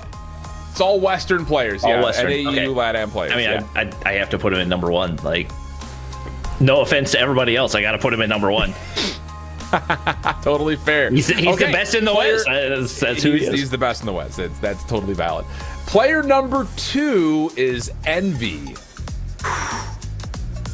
So Envy's good, but I don't know how much he's been playing COD Mobile, because NA's been a little bit all over the place. I think I'll probably put him at 4. I know, like, raw talent wise, he's probably, if I was going to do it, closer to 2, and if it was closer to the end of the year, I might switch it, but I think I got to go 4. Got to go 4. Okay, you got Luca in the 1, you've got Envy in the 4. Where would you put Mr. Bobby Plays? 5, easily. Now I feel like I ranked Envy way too low. Now the gap between me and Envy is way too big. Oh, I regret doing this now. I've made a mistake. All right, fair enough. A little bit of self-deprecation never hurt anybody. Player number 4, out of EU, it's Shark. Okay, I don't hate that. I know Shark's been in the game. I think he was comparable to Envy.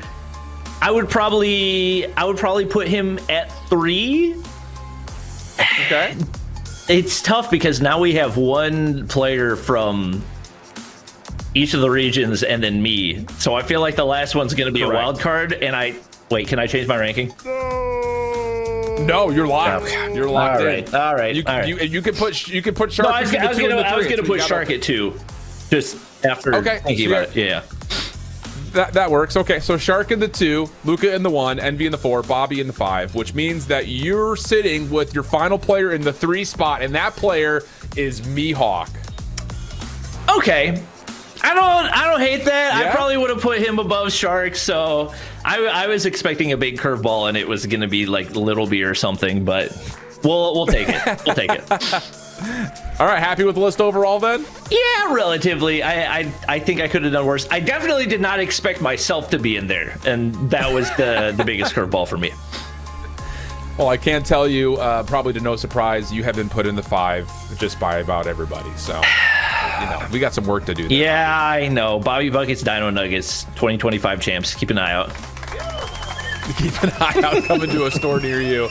That's Bobby Plays, and that, of course, is our blind player ranking. I hold shift here with another iteration of Pro Tips, this time featuring one of the best AR players in the world, Tectonic. You like that gas? Premium diesel? Pretty premium, got me cheesing, you know what I'm saying? Love that. I love a good smile out of you. So what we're going to do here, we're just going to kind of run through a couple of things that, people that are trying to get into ranked or trying to get into competitiveness may be able to mimic and try to copy. So kind of first and foremost, are you on the 5-finger wave that everyone seems to be on right now? I am on the 5-finger wave. I got adjusted to it last year. Okay. And did you have to make any modifications at all to your buttons, to your HUD to set yourself up for it? Yeah, for the most part, because I used to just be like tap to hold with like 4 fingers, but then I went to like tap to ADS. Or no, I was tap to ADS first and then went to tap to hold, which is a little bit different because you go from 4 fingers and you're just clicking everything to like 5 fingers, you're holding this button, then clicking. You got to release it at the same time. It took like, and the worst part, man, is that the same time I decided to go 5-finger, I decided to switch my sensitivity from speed to fix. So it took me like 2 months just to get it used to everything and get it like situated perfectly. Okay, well, it's a perfect follow-up because there is a question about acceleration. So are you playing it with on or off right now? I'm playing with fixed, so no speed acceleration. Okay, and then what's your sensitivity numbers that you have for that? I think I have my fixed at like 180 and then like my regular sense at like 80 to 75 for like the firing and turning sense. What FOV do you have that on? Because I know that's super important as well when it comes to relativity. 65 for the regular and then 50 for the first person. What is your normal warm-up routine before you get into a rank session or before you get into scrims or obviously most importantly when you start to get ready for a competitive match? I think some people are gonna hate me for this, and I know some people are going to understand that, like people who have teamed with me, I don't really warm up. I don't really practice anything. It kind of just like you get on and you play. This is kind of like something I've followed through since Critical Ops days. It's like if you have the muscle memory and the knowledge and everything, like don't overcomplicate it. I mean, obviously, like sometimes you'll play with your friends or your teammates here and there, but like if I'm gonna go play scrims and all that, it's like I'll jump in and jump out. It's like I'm not gonna do all the extra stuff. Let's just jump into this final question then. If you were to give your favorite loadout if you're jumping to ranked right now, what are you rocking in ranked? The most broken gun in the game currently, the USS-9. Period. I'm a flex player. Story.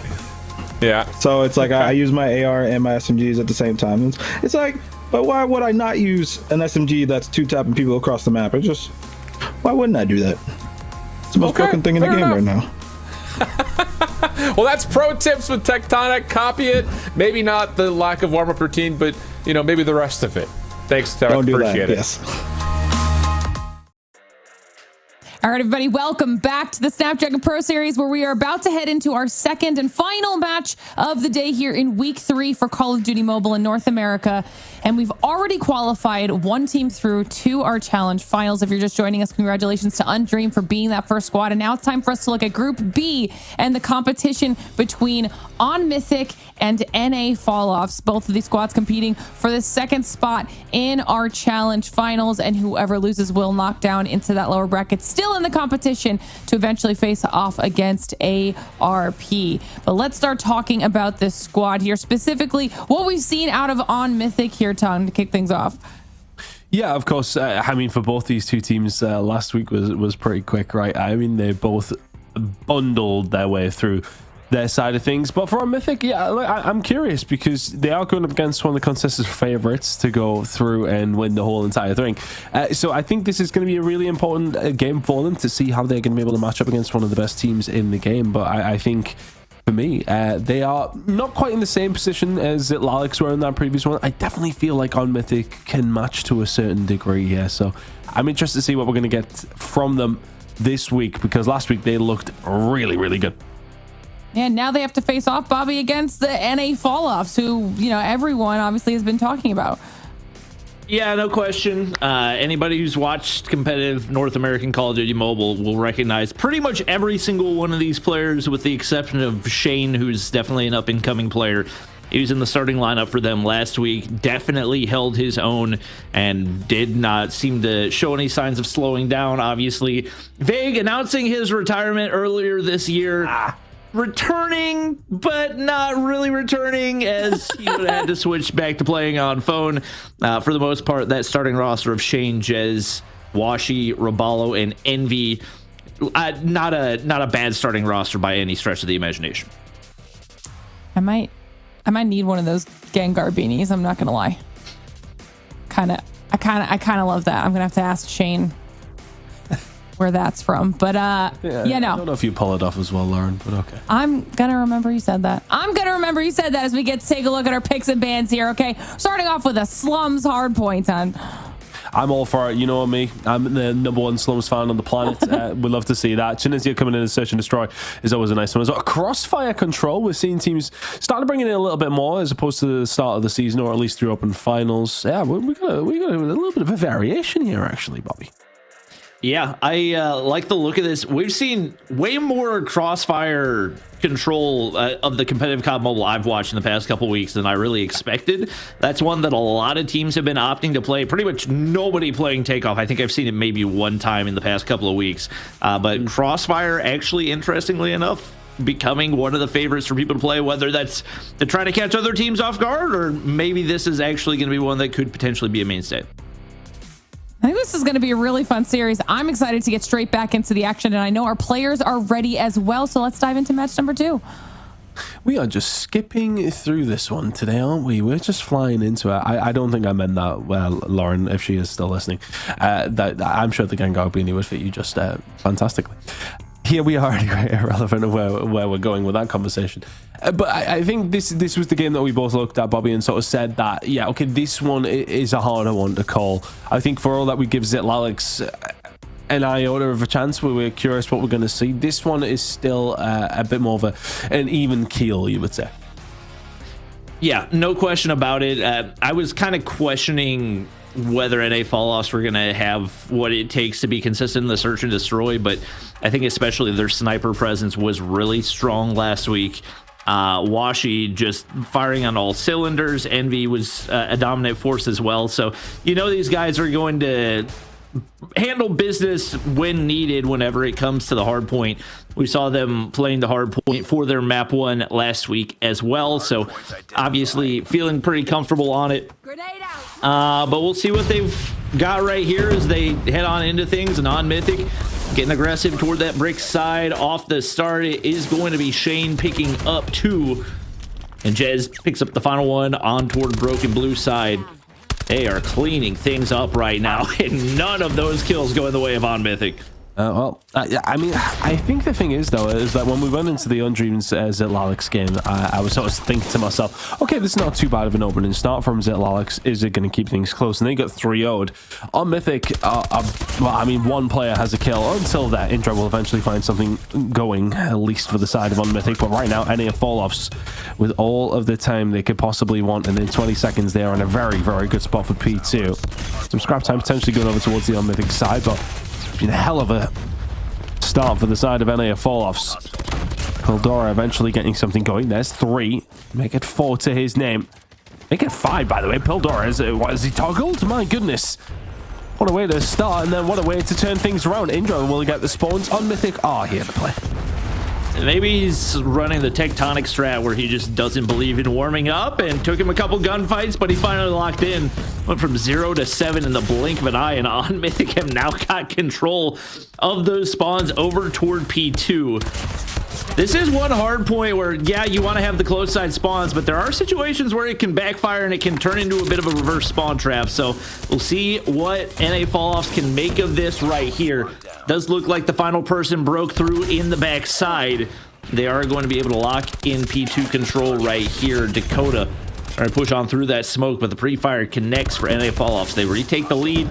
Across the board, relative consistency. One thing to note, Band now in the rotation for Envy right here, so we'll see what he's going to be able to do. Have not seen him compete a ton as of recently, but obviously one of the mainstays in competitive North American Call of Duty Mobile, not having any issue picking it back up. Yeah, and Falloffs managing to find a break back through. Very rotational heavy when it does come down to Slums. Opposite sides of the map for the most part, apart from 3 to 4. There's that 2 to 3 transition that can make a bit of a difference. NA Falloffs managing to find a way through. Indra can just about hold this down. Death Machine in hand does make that a little easier. We did see a little bit of an overinvestment from On Mythic. Actually, I want to say it was Badu brought in the War Machine towards the backside. Didn't find anything with it. Was she trying to do something here with the Annihilator towards the backside, though? Pildora can find one, though. Does shut him down. So far, so good for our Mythic, holding it down here over towards P3.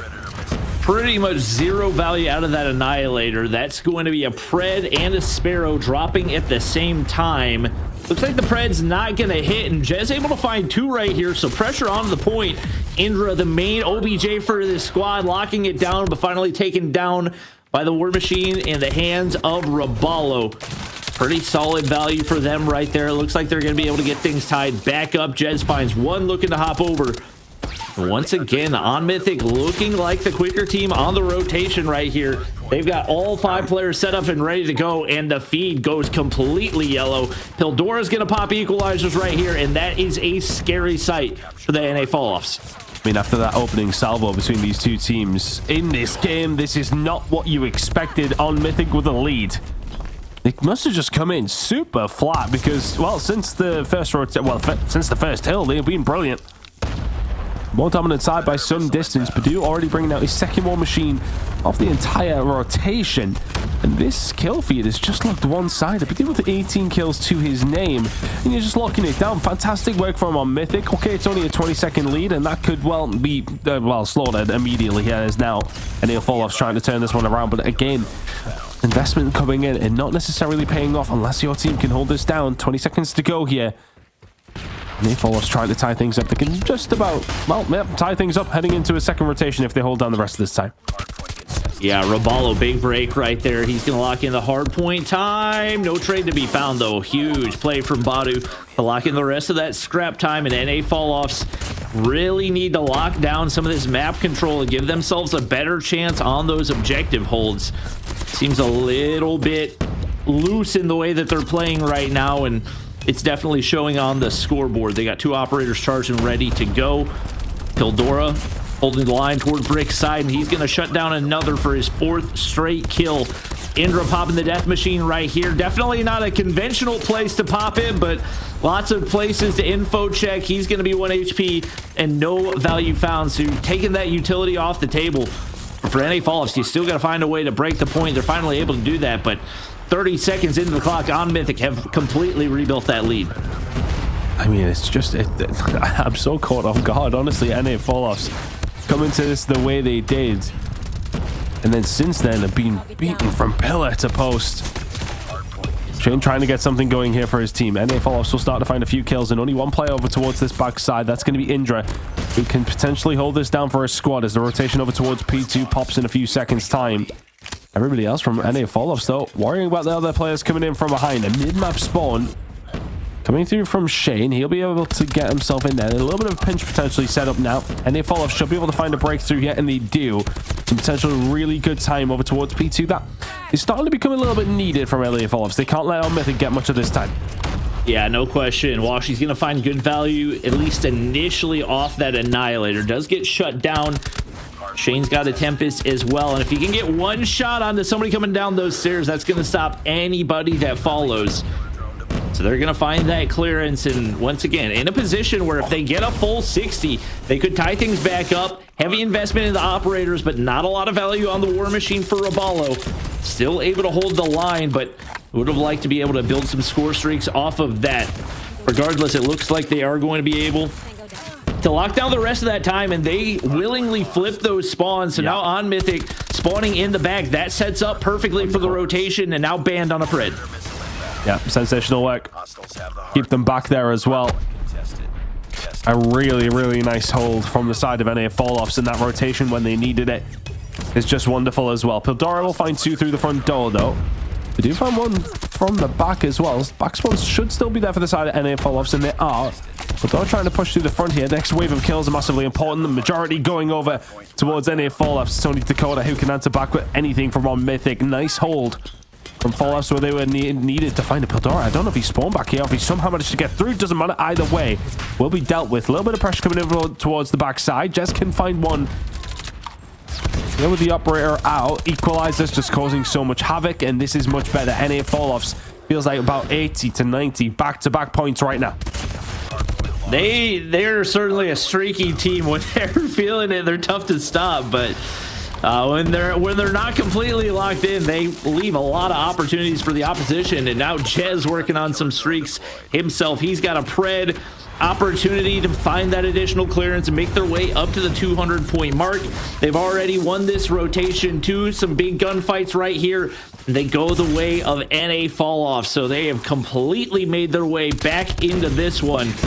And on Mythic scrambling for any amount of map control, any amount of momentum. Salam's going to be able to find a big one right there to shut down the Tempest. They find a big feed right here. Salam's going to be able to find one more, and oh my gosh, the operators raining down on Mythic with two in play. Badu's going to be able to find two with the War Machine. Death Machine goes big for Indra as well, but he gets traded out. Regardless, on Mythic hold the line. Yeah, on Mythic just about getting a hold of something. Pildora, though, I want to say that's twice the equalizers come in quite recently and found absolutely nothing with them. But saying that, on Mythic have managed to find a breakthrough. They have managed to find a little bit of a hold here, but this is going to be bad news. Oh, is it? Band can find absolutely nothing. Well, she's the only one who can really answer. NA Falloffs here with a little bit of presence. 15 seconds to go. Over towards P4. It's been absolute bloodbath inside of Garage. Sensational work from the side of on Mythic to, well, keep that from going from bad to worse. It was a wonderful P2 to P3, and typically P4 is the cherry on top, but NA Falloffs couldn't quite secure what they wanted to there. On Mythic, keep it within touching distance, but it's a much better rotation of hills from the side of NA Falloffs now, and it's a fight for towards P1. Eldora and Dakota can start to find a couple of kills, and now Band can't quite hit his shots. All of a sudden, the Annihilator is out finding absolutely nothing on Mythic. Last time around at P1, found some good time, and they can find some more here. And once again, when things start to go bad for NA Falloffs, they have struggled to stop the bleeding. Band, big gunfight win right there, but only able to find one, so the hardpoint remains contested. And more than likely, this is going to come down to a P2, if not a P3. It looks like NA Falloffs finally going to be able to find the kills right there, and they will be able to pick up some scrap. There's still 20 seconds to be gained. On Mythic, absolutely need to at least keep things contested right here. And it looks like they will find the break. Dakota already looking to set up for those spawns, but he's got a big gunfight that he is not going to win. Raballo goes big for NA Falloffs, and if he can keep this locked down, it could be crucial. But Indra hunts him down. Jez finds one kill and the scrap, but the spawns are gone the way of on Mythic. and this could be devastating for NA Falloffs. We're definitely going to need to see some operators come out to try to flip those spawns. You can see them already coming out from the side of Unmythic as well, but Roballo, it's like fish in a barrel. If you can start connecting with some of these war machines, it could be a disaster, but back and forth we go. Badu can find 2. Shane's there towards the backside as well, can find one of his own. Is that going to be the spawns there for now for the side of NA Falloffs? Jez equalizes in hand, finds absolutely nothing. Unmythic just about trying to hold this down, but Roballo can find 2. Dakota finds 1. It's a bloodbath towards the backside. And they follow, so the closer spawns though. Oh, and Shane can start lining up with the Tempest as well. It's the 3rd or 4th there for him too. And they Falloffs in control here, Bobby. It was an absolute massacre towards this backside, but they're the ones that had the potential to win it here. Shane was off to a slow start, but he has blown this one wide open. 40 kills to his name, but Salam, the Sparrow, breaks from the weak side right here, and that has guaranteed that we will go to a P3 right here. They're not going to be able to flip out spawns. They will, but only for one player right there. Big presence over toward P3 for On Mythic. They got to win these opening gunfights. Spawns towards the back for the side of NA Falloffs. So you're not going to be expecting that if you're on Mythic. Pildora, Slamda can all combine well. Ban can only find 1 with the Purifier, but the spawns towards the back come in for NA Falloffs. If you're on Mythic, you're asking where they come from. The answer is yes, because it's in every single direction. Pildora, though, with the equalizers out. You still need 20 seconds if you're on Mythic, and you do manage to find some semblance of control, and that is a kill feed you like to see as well. Any Falloffs, you got one more opportunity, one more break. You need to go fast. I don't think they're going to be able to find it. Nobody's spawning close. Only one player there. It's going to be Jez, but he gets the contest. Band hops on. He's able to get contest as well. He's got to win the gunfights. Reinforcements are there. Roballo, he's the last man standing, and On Mythic pull off the upset in the opening game.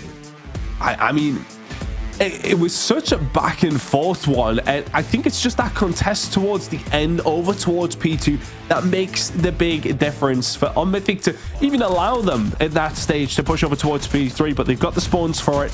They get that contest, and it's a hell of a Slums to kick things off here in this series. That was a banger to kick things off, Bobby. I mean, that P3 was absolute chaos towards the end. Yeah, no question. And it was so back and forth and unpredictable as to who the winner was going to be. They both went on massive runs of 60, 70, 80 points and just constantly trading those hard point spawns, big plays out of both squads. But on Mythic, the resilience for them to be able to get those last couple of seconds of contest on P2, and they're able to close things out. Looking at the scoreboard, Badu goes for 50 and 37 for him. On the opposite side, honestly, NA Falloffs maybe a little more negative than I would have expected out of them, and maybe not quite as much chemistry on reinforcing that hard point either, as you had 3 players under a minute in the hard point, despite the fact that it was only a 4-point game and you did not have a single player on Mythic with less than a minute of hard point time. Incredible map number 1 to kick things off here between On Mythic and NA Falloffs. Incredible series potentially on the cards here, Bobby. Map number 2 going to be coming up, and that's a 4-point game in the hard point to start this series off. We've got Tunisia coming up next, and a Crossfire coming up for map number 3. If we need to see it, we'll see Arsenal and Kurahana to close things out. I'd imagine we may well have to see all these maps here, because that is if that's as close as we're going to be in the hard point, is that going to be the case in the Search as well, Bobby? I'm not 100% sure. I'm not really sure what to expect out of the Search. Obviously, On Mythic looks strong. I just don't know if it's strong relative to this level of competition. Yeah. I think a lot of it is going to be on Washi and the way that he performs. The snipers obviously always play a huge role in the Tunisia Search. When his shots are hitting, then they look absolutely phenomenal. But if those aren't going, I think they're going to have a really tough time pulling out the win in this one. And especially with On Mythic heading into this with the momentum, I think that it's going to do them some favors. I believe, if I remember correctly, this was NA Falloff's map pick, so should give them a tiny bit of an edge heading into this one. But we'll have to see what they've got up their sleeves. Salam had the wallbang lined up, not able to connect though. He's going to be forced back. His NA Falloffs get aggressive off the start of this one.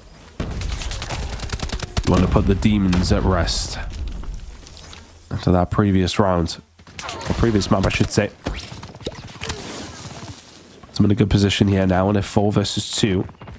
Bala was able to find something, but in a good spot to do something, can find one. How is he uncontestedly just doing this? Well, he isn't. Jez is going to find him. That's the first attacking round over towards the side of NA Falloffs. All right. Good opening round right there. Washi didn't even have to do anything. Jez was locking things down with the shotgun in hand, and bodes well for NA Falloffs to get things started here. This time a very, very different look is they're going to send all the utility over toward A, and if I had to guess, on Mythic going to be prepared for a push, but everybody wraps back towards spawn. One of those nades is going to connect. It is going to be Shane getting first blooded right there, so that slows the push. I think Jez got eyes onto Indra, although I think the reverse is true as well. So now he's a little bit second-guessing this push through mid and makes his way forward. Definitely a risky one. We'll see what the payoff play is going to be right here, and he's only able to get a hit marker. He's going to be forced to dip out back towards spawn. Trying to find something. If you're NA Falloffs, I don't think on Mythic we're going to suffer themselves as fools. There's a push from an Falloffs there over towards B. That's not going to happen this time. Not going to fall into that trap. Washi and Raballo checking corners, making sure they know what's going on, but A looks the more likely. Jez ready to move here with the R9, but not necessarily in the best of positions with it. Yeah, going to try and push forward. Pildora isn't able to find the kill, and Raballo can punish him with that. And is able to find one as well. All of a sudden, things starting to open up here for the side of NA Falloffs. 2 versus 3 in NA Falloffs' favor. And that bomb is going down as well. Difficult retake here for on Mythic. Yep. I think Indra may have gotten spotted off that opening doorway. Washi from above's going to get beamed. And right next to him, but doesn't want to risk the play. It's going to be on Raballo, but he takes one as well. What? He takes the third. Indra cleans the site, and on Mythic bounced back to take the second round. What on earth is that from Indra? Nice work. Get ready for the next round. The first one, uncontested. The fact that he's able to find it and no trades immediately come through. I think that's the question mark. I'm also going to be question marking how the hell he found the third. Bomb acquired.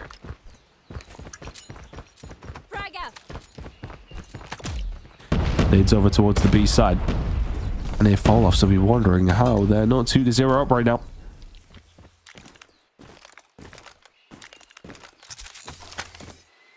Salam's looking for something. No angles to work with. Jez making his way up through the mid-map once again, but on Mythic doing a great job of staying home, not overextending right here, and really letting Salam lock down this B side. Very nearly had an angle to work with, but not going to connect, and that's going to be Washi taking down Badu. Right now, Indra, the man to find, but Jez is actually able to make his way all the way through the mid-map completely uncontested. Shane finds one as well, and that should be all but a guaranteed round right here for NA Falloffs. Ban not able to find the kill, but Raballo is. Now Pildora left all alone in the 1v5. That is a flawless round for NA Falloffs to bounce back. It's kind of one you want. NA Falloffs will still be questioning how they're not 3-0 up here. They're having a very good attacking side, though. And I think that is going to worry on Mythic. Pildora has been... Well, he was influential in the first map. Hasn't really got things going here whatsoever in the search. Big push over towards AA is going to be on the defensive side. You so often see that, but a mid-map push, yeah, is going to catch Pildora out. Band will find it, will back on down. And a plethora of options now for NA Falloffs to ponder over which way do we want to go with our man advantage. Oh, it's nearly no man advantage. Shane, slither of health, he gets away with it. They're going to hit the wrap back toward the A side right here. I would assume Washi going to take first point of contact. Is a risky move out of Raballo, but he's actually going to push up anyway. So they get this cross covered. Trophies go down. But Badu's going to get info off that spray through the wall. More kills come through. Indra finds one. Badu with another. Just like that, the push has fallen apart for NA Falloffs, and that leaves Shane all alone. 1v3 for him. They get absolutely ripped to shreds as they don't really opt to let the sniper find those opening picks, and end up paying for it. Shane going to be able to pick up the bomb right here, but only 41 seconds to work with. They've still got this A site completely locked down. Definitely needs to hit a B wrap right here, but he does not have a lot of time, and he's moving slow. Adu had a very big gun. And unfortunately, for the side of any fall-offs, they all run into his aim there. Shane now spotted out. Bad position to be in. They're just going to shoulder him. They're just going to check it. Adu, though, can be dealt with. Shane can't find the second. Indra is there for the trades. 2-2. Very close search and destroy. Map number 1, if you missed it. A 4-point game. Now, all of a sudden, we're all tied up in the search and destroy. We could be here for a while with these two teams, Bobby. Absolutely. They're really committed to this A push, trying to make it work. We'll see what they find up at the top side, but Badu's there, and I think he's got a shotgun in hand. Rabal doesn't expect it, but able to find the kill anyway. It's the first blood. Crucial for opening up this A site. One player actually making their way through mid for on Mythic right here. That's going to be Indra. And if he didn't get spotted out, that could be crucial. Pildora's going to find one on Dawashi as well. And Indra just waiting for Jez to make a move. He's going to be able to reposition and get away with his life as well. On Mythic, starting to turn the screw here on the defensive side. And they fall off with a number disadvantage. Choosing just to play their cards here. And is either going to catch him. We got caught out. Yeah, Indra was ready for it. 7 already. We're only into round number 5. It's an impressive feat. And keep this up on Mythic are going to be hard to stop here. 4 versus 2 in their favor. Both bomb sites covered. And then they have fall-offs. I'm going to try and make a decision to do something that is not going to be favorable. Rabal just takes too big of a risk right there. He ends up paying for it. Shane's able to find one. But with still 3 people to deal with and the bomb down in the worst position possible. I don't see any feasible way that he makes his way out of this one. He's going to try to find that engagement. And to be honest, I think don't even need to challenge that, but he's going to go ahead and reposition here anyway. And they should have the read, although he takes down Dakota. And the snipes are not connecting for On Mythic. They continue to chow. All you really have to do here is let the clock run out, and they continue to chow, but that's an SMG cross map. Smoke and the AR On Mythic are going to be able to take the round regardless. Yeah, time just not there for the side of Shane. Irrelevant of the valiant effort. And the objective. They have the On Mythic, who have turned this one around quite quickly. NA fall-offs after 3 rounds, wondering how they went 3-0 up. And all of a sudden they're 3-2 down. Such as Tunisia Search and Destroy. It's a cruel mistress at times, but this moment in time on Mythic, taking the advantages they can. Indra has found his 9th of this game so far. Good shots coming in from Slime as well, and then all of a sudden Shane's dealt with. Washi can eventually get something going here. Only his 2nd kill of this entire Search and Destroy. He's left on his own. He needs 4 more. Pildora, fantastic shots on Mythic. Commanding position now. We'll go ahead and flip sides right here. I would imagine NA Fall-Offs very glad to be on the defensive side because the offense was not kind. We said that a big factor for them was going to be Washi, and he's only got 2 kills. The snipes have not been connecting so far in this one, and especially with some of the shots that we've seen Pildora hit, they've got to have some type of a counter. He's not going to be able to connect off those opening wall bangs all alone. No, got 1 player on the lower ground here on the B site. Yeah, to find any first blood, and Jez going to look to get aggressive right here as the hit marker connects from the nade. That gives them the info. It's going to force back the On Mythic push.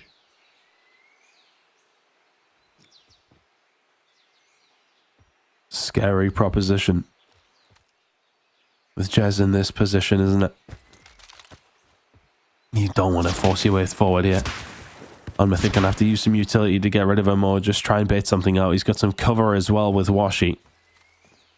Horrible spot for On Mythic if they do want to continue to make a push over towards B.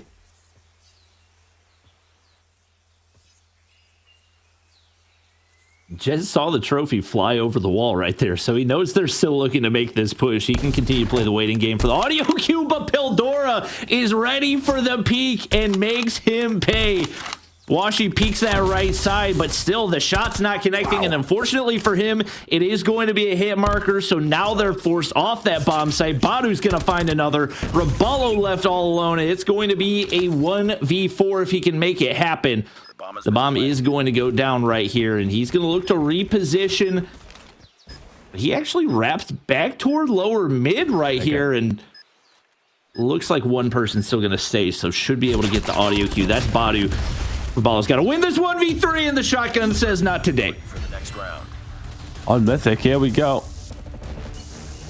I think as well, I want to give them so much credit because we stayed on Jess's POV and knew the position he was in, but on Mythic was so patient.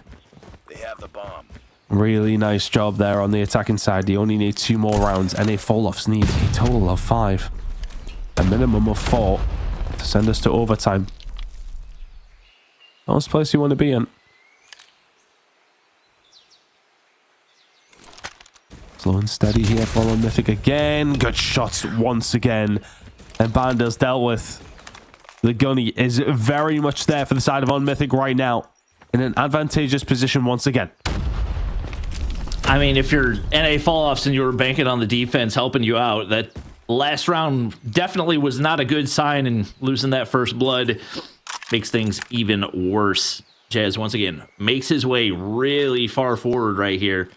It's just a question of if on Mythic are going to over-aggress, but they have done a phenomenal job of staying at home in their positions and really letting the game come to them. We saw that on the pick that I believe Pildora was able to find. Washi finally going to find one right there. Only his 3rd kill of the game, but definitely a good time to find it. That equalizes things. We'll see if he's able to find anything else over here on B. Yeah, you said this is really going to depend on what Washi can do in this search and destroy for the side of NA fall-offs, and it just hasn't necessarily got going, though. Jez can find one in a second as well. Incredible from there to find Badu, but he does anyway. 4 versus 2 now in favor of NA fall-offs. It's a round they really do need, and is looking likely to head their way. Ooh, big shots out of Shane right there. That's another kill for Jez. NA fall-offs able to clean up here on the defense. If there's a time to build some momentum, it would absolutely be right now. We're down 3. Gonna look to string some rounds together right here. Is last thing you want to do is face down an 0-2 wall against an on-mythic squad that is looking very strong across the board. Band gonna sit back, wait for point of contact. Nobody here. A lot of mid-map presence for on Mythic, though, as Badu makes his way forward. Don't think that nade's gonna connect, but potentially some information. What's the decision here for on Mythic? Lost another first blood. Pildora will answer back. Where did that nade even hit? I can't see the X on the map. Irrelevant of that. Oh, it's through mid-map. So they were ready for something happening over towards that side. A lot of investment here from NA fall-offs over towards this A point. And a lot of investment of time from on Mythic for pretty much nothing. I mean, NA fall-offs have they have the information off that initial nade going out. Going to pick up another right there. Just like that, they're up 2 men. So we said they need to go big on the defense. They've definitely got the advantage in this one. See if they can execute to close this out. Pildora should have audio off the slide right there. Rapala going to slide and take the kill anyway. No trades to be found. Andrew wraps the corner and Shade instantly greets him. NA fall-offs take back-to-back rounds, and now only 1 round down here in the search and destroy. Time to bring this one back. They have the bomb. Much needed rounds. 1 NA fall-offs away. The last 2. Extremely important. On Mythic now through the middle of the map. Trying to get something going here. Trying to bring in a little bit more aggression because the slow and passive approach has not been working. Indra will get things up and running again. 12 kills, but Shane just lines up 3. I mean, this guy's just new onto the roster, and you were seeing he's been filling the boots. And then some, by the looks of things. Shane just shuts this round down. completely turns on its head, and Indra should be dead to rights. Hold on, Indra can find 2 now. This will be a 1 versus 4 if he can pull it off. Now left in a 1 versus 2. Shane was in what looked to be a pretty simple scenario, but not able to close out the kill, and 2 players gonna go, or at least look to link up right here. And a fall-off's holding this cross, waiting for the first shell, and there's the shot. Washi snipe connects. Once again, it hasn't been super consistent so far in this one, but definitely well-timed as NA fall-offs take 3 straight rounds right here. The defense starting to get a little bit more locked in, and an opportunity for them to take the lead in this one, despite how shaky it has looked so far on Mythic. It's in 1 player toward B, and I don't think they realize they've left the bomb in spawn, unless that is a strategy that I'm not aware of. Maybe try and find a pick, and then they can make a decision. Because right now things are starting to fall apart. Looks like we are potentially destined for overtime here. And a little off angle. Just going to cause absolute havoc if they do push through Winery. On Mythic, maybe waiting for a mistake to come out from NA fall-offs here. But they haven't been a team to get overly aggressive. They've sat and waited.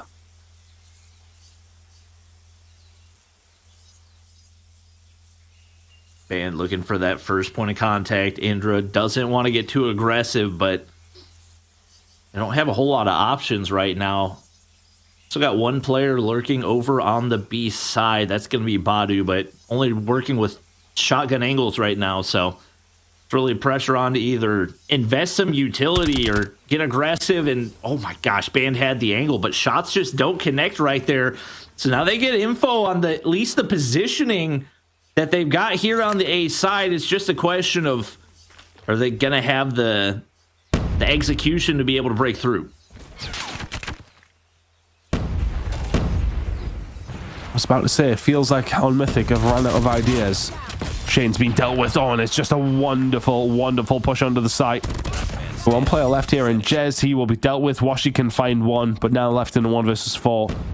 They left the bomb! Wait, they forgot the bomb. They forgot the bomb. They forgot the bomb. Bomb acquired. There's no way. They've got to find them. They've got to find them. They've got to find Washi, and they do. That is nearly a disaster for on Mythic. They just about get away with it.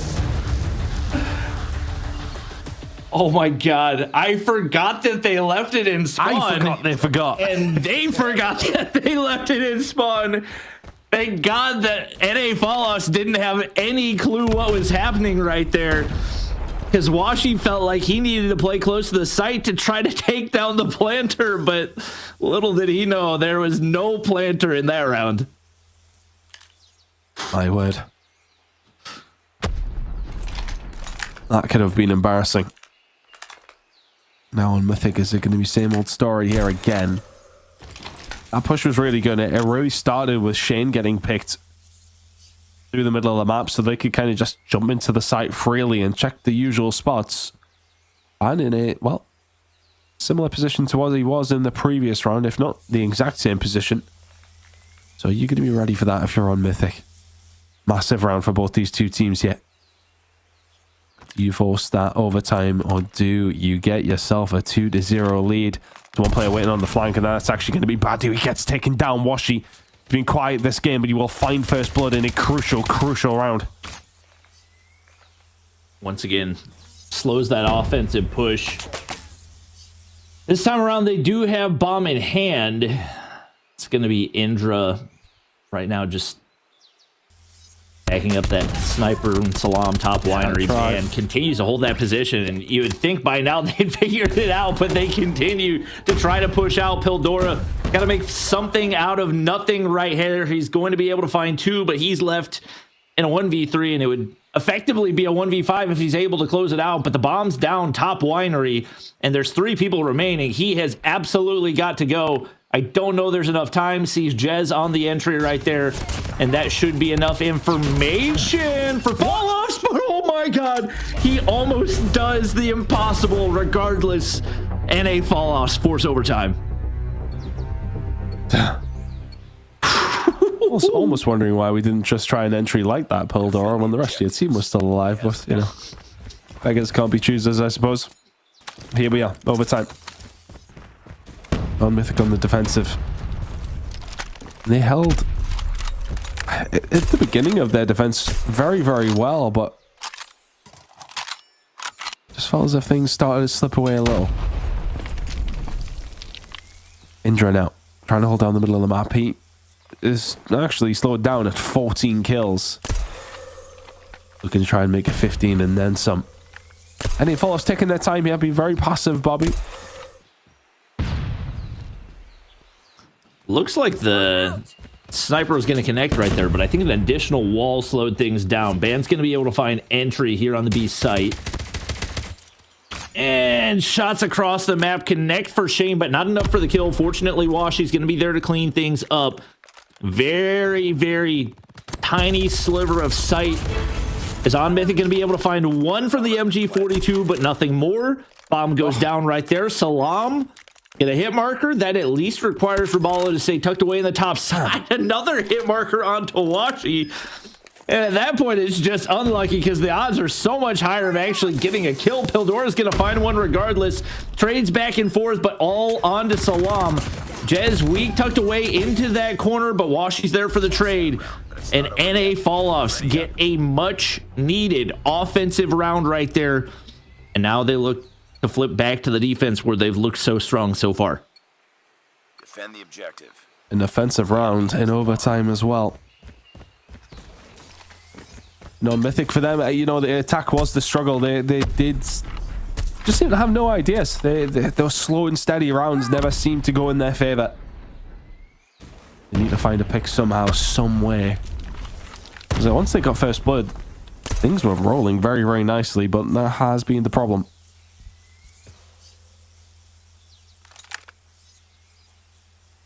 Slow and steady has not been winning the race for On Mythic in these attacking rounds. Yep. They continue to sit back, play for that information. By this time, it's NA Falloffs. Staying at home, not overextending. Only one player on that B side of the map. That's going to be Badu. He's just hoping to find somebody crossing out of position, but he's going to pick up the trophy. And if I had to guess, that means a wrap back toward A or potentially a play through mid. Nobody really watching that mid side outside of Rabalo, who's tucked pretty far back into this spot. And the longer that clock ticks, the tougher it's going to be for On Mythic to execute on this opening. Yeah, very quickly, running out of time.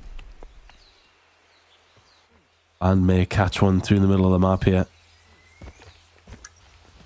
Timing just hasn't worked in his favor. Everybody on the other side. Rabalo can find one. Dakota is able to answer back 4 versus 4. Badu will find another. And this quick push eventually is going to be trades in the favor of On Mythic now. Washi can answer back. Badu answers back himself. They know where Washi is. Washi left in the 1 versus 2. On Mythic clutch up in the attack. When they find a way into the site, when they find those moments, they can do something. It just feels as if they're waiting too long for those moments to actually come their way. It works. It's just really, really stressful. Well, it works whenever they've got the bomb in hand. Washi, who started off really slow, has absolutely played a factor in NA Falloffs getting back into this one. He's now at 11-8 after a very slow start. And on the flip side, it's been the Pildora and Indra show. They're combined for 30 kills so far. Band getting pretty far forward on that mid push. It looks like somebody for NA Falloffs thought about throwing a shoulder. They at least get the information, but Salam's not going to be able to connect. Once again, it's Band and Washi getting really far forward, but Indra has a complete read on this. It's the advantage to still have this defense. First time around, yeah, Band. Gonna get cut down here. Yeah, Shane is just bait for Rabalo. Oh, this is 4 now. Bomb site semi in control, but trades kind of going across the board. Dakota will find one. Kadu will find in the second as Washi is cut down. Pildora will find another. Trades just about in the favor of On Mythic. That bomb is now went down though as Jez will make it a 2 versus 2. Pildora top side looking for something. Jez has no idea. Know where he is. Pildora hops down. He finds another right there. Body shots as well in the midst of overtime. On Mythic, feeling confident, it would seem. They take the defensive round right here, but you got to flip over to offense where you have not looked super consistent. That being said, we saw them executing, even if it was incredibly late in the round. We'll see if we see a similar approach heading into this one. Is On Mythic now an opportunity to go up 2-0 in the series. They have the bomb. And a big one at that. I'm curious if they wait, if they be passive with these S&D rounds, because kind of being a... Oh, that's a big grenade that went through, didn't actually land. It was looking like Dakota was about to catch that one in the teeth. Utility used somewhat passively here from On Mythic, nothing too deep. A lot of... I want to say they're making a lot of noise over towards B, but not really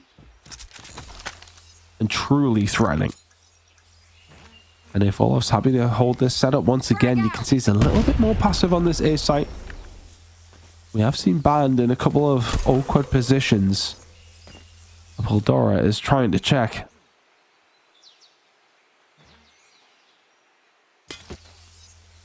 Once again, when you've only got one sniper on this map, it kind of limits you because you effectively need one over on that B side. Washi's got to stay home there.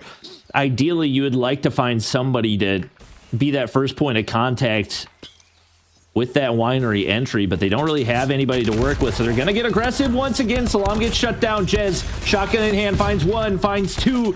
Banned with another off the trade right there, and Badu's the last man standing. It's the body shot seemingly ill-timed for On Mythic.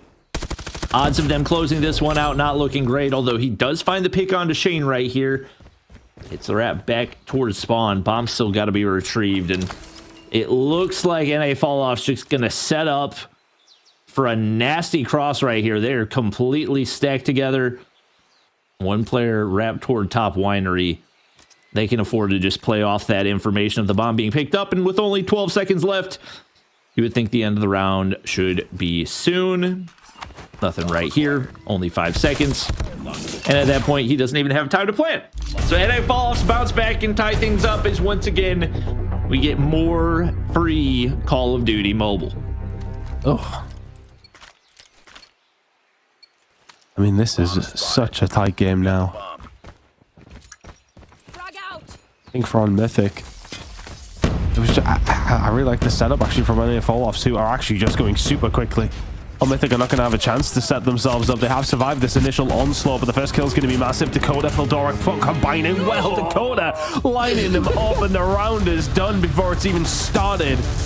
And On Mythic will go, oh, okay, we'll have another go at attack then, boys. Let's get this over and done with. You roll your dice, you move your mice. Everybody on NA Falloff's got hurt. That fell apart so quickly. I don't anticipate that's an approach that we are going to see again from them. Once again, On Mythic with an opportunity to close things out on the offensive side, but this time getting a little more aggressive toward B, and Shane's going to get shut down. Still one player in Washi left to be dealt with in the top side, but he's going to find one. Absolutely crucial, but the trades are there. On Mythic now up 4-2. The bomb's going down, but Band able to take down the sniper. Huge. I don't know if they commit to the plant, but they do, and they stay alive in the low ground, so that much more difficulty. The 1v3 for him. It's not meant to be. Not gonna happen. On Mythic, 2-0 up in this series after the strangest 2 rounds of the overtime that we had over the entirety of it. It was a 10-8 scoreline in the end in the search and destroy. For them to take that one away, a tight game. It always kind of felt like On Mythic with the team that were in control throughout the regular time. But after that, it was very, very tight and overtight. A couple of clutch moments from On Mythic to get them to that final stage, and then the final 2 rounds are over in the blink of an eye. I literally feel like a minute and a half ago it was 8-8, and we've just ended 10-8 in a very, very quick fashion in the end for On Mythic. Exciting rounds fall their way, and an exciting opportunity now.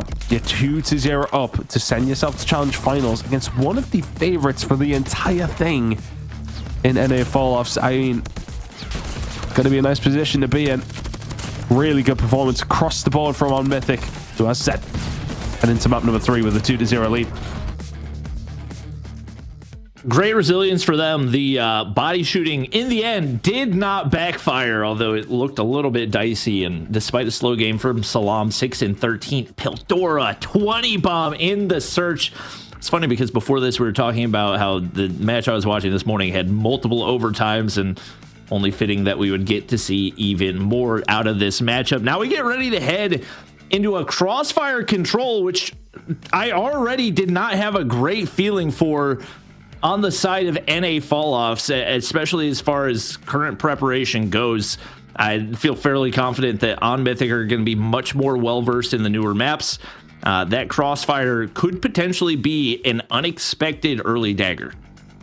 Yeah, it's a bit of a curveball. The way it does play, though, it is very, I want to say it's streak heavy. Like, you know, if a team can find a nice break either way, you can put the opposition in a really nasty spot. So let's see how it is going to go down when we head over towards Crossfire.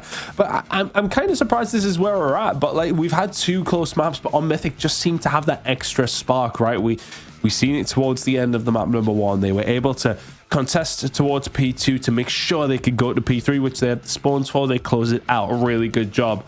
Takes it going over towards overtime, but when you eventually get those 2 rounds that they did win to finish it off, they do it very, very quickly. It's hard to say. I think it's still been a very close series. It's gunfights here and there, and we could have actually seen Falloffs with a 2-0 lead, but now all of a sudden we're heading into a Crossfire. You're 2-0 down, so let's see how things are going to kind of play out here. I'm still not sure. Look, NA Falloffs could definitely bring this one back. We know they could. But with the way On Mythic are just finding that extra level when needed, it's feeling like a 3-0 right now. Yeah, they've just struggled to close out games. Like, you look at the Hardpoint, 250 to 246, if I remember correctly. You go to overtime in the search and destroy.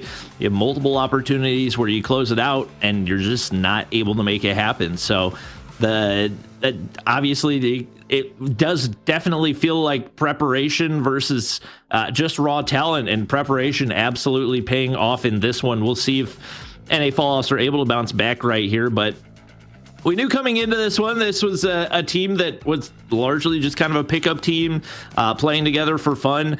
With that being said, given the amount of talent that you got on this roster, it would be disappointing to see them go down in 3-0 fashion. It would be, but I think that is probably credit to how good On Mythic have been as well. You know, they've really found their moments. We've seen highlight players from pretty much everybody on this roster as well. Everyone is very much pulling their weight. We should be heading into map number 3 in just a second. As reminded, it is going to be a Crossfire, and here we go. Now, if you're NA Falloffs, well, have you fallen off? Have you not been practicing, or is this going to be it? Is this going to be the start of the comeback, or On Mythic going to get a 3-0 statement win against NA Falloffs, which is what it would be, especially heading into challenge finals. You would make yourself a very, very hot topic of conversation across the COD Mobile community, at least on that side of the pond anyway, Bobby. But let's see if they can get the job done. So far, not a great start. NA Falloffs with a really nice one, though. They can push out halfway up the map. Restrict On Mythic here on this attacking side for him, doing a great deal. From the defensive side, I should say. Yeah, that's a strong opening break. I think it was 4-0 for NA Falloffs, and to get that much presence over on the A zone, they already get 2 ticks of progress, and it looks like the third's going to get locked in right here. So about as good of an opening as you can really expect on the offensive side, and you've done what you need to, at least as far as expectations go for Crossfire Control playing offense. Badu's not going to be able to find shots onto Raballo. He repeaks right there. Raballo gets the better of him. So not only have they gotten A captured, they've got that life advantage, and they've already made their way onto B. Shane pulling out the Type 63, recently added into that weapon pool. And the shots may be a little shaky for Ben, but he's going to be able to reposition regardless and at least play a distraction while teammates look to reinforce on B. I think it's for NA Falloffs. You just can't get wiped here. You get stuck in that spawn trap. It is a terrible, terrible place to be. They're winning gunfights. They continue to win gunfights. That's what makes it so difficult for the side of On Mythic, who have been down on lives for quite some time. Ravallo finding 2 is a slight dagger. Or she can find 1. They could do with getting rid of Band as well. Not going to happen. 7 versus 13 here. On Mythic have made very quick this round in the wrong way. NA Falloffs in a commanding position now. We talked about the dominance of the HSO 405 and CDM. It's coming out right here for Dakota, and they're looking to close this life lead. He's going to be able to find 2 and makes his way in towards spawn, but does get read by on Mythic. So now 4v8. A minute left in this one. And they fall off. Still have to be very careful with this as they look to make their way forward. Pildora with sniper in hands, able to find one. Gets away with a sliver of health. And that could be a game-changing play right here as he stays alive with that sniper in hand. Problem is the guy they've lost is Indra. Pildora finds another. Getting to that stage. It's getting to that stage. 4 versus 5. Rapallo. Oh, yeah, he's pulled out the War Machine, but so is Badu. He finds 2. Slam can find another. And how have on Mythic turned this round? 4 versus 3 in their favor now. War Machine is out. You're battering the boy. Washi can find another. Makes it a 3 versus 3, but the time is just not on NA fall off side. On Mythic, just need to sit tight. And that War Machine gone to waste could not have been any worse on multiple fronts, because now heading into next round, you're at a disadvantage as well. On Mythic may miraculously pull out this round as there's only 7 seconds. They've got to go. They push forward, not going to be able to find the gunfight. Through 3v1, 3v0, Salam. The pred is earned. They take the round. But with that being said, if you're NA fall-offs, you're not too terribly stressed being able to take an offensive round that far down to the wire. Yeah, you don't want to lose that War Machine from Raballo, but they do a good job of at least getting one zone captured. And with how defensive side of this map is, maybe not the end of the world. No, not necessarily. A really good hold by on Mythic in the end. As you mentioned, these attack rounds are not easy to come by. It's not the end of the world for NA fall-offs yet, but that would have been a really nice route back into this game. Dakota. HSO is out. Just patrolling around this area. It's such a difficult spot to try and get hands on anybody. Jez dealt with almost immediately. And is able to find his way up. Dude was getting rid of him pretty quickly. 55 seconds remaining. That's a few kills going their way. Band is going to just be sitting in an awkward spot. Going to release a little bit of tension from the team there. Dakota will be dealt with. So I'm now going to invest.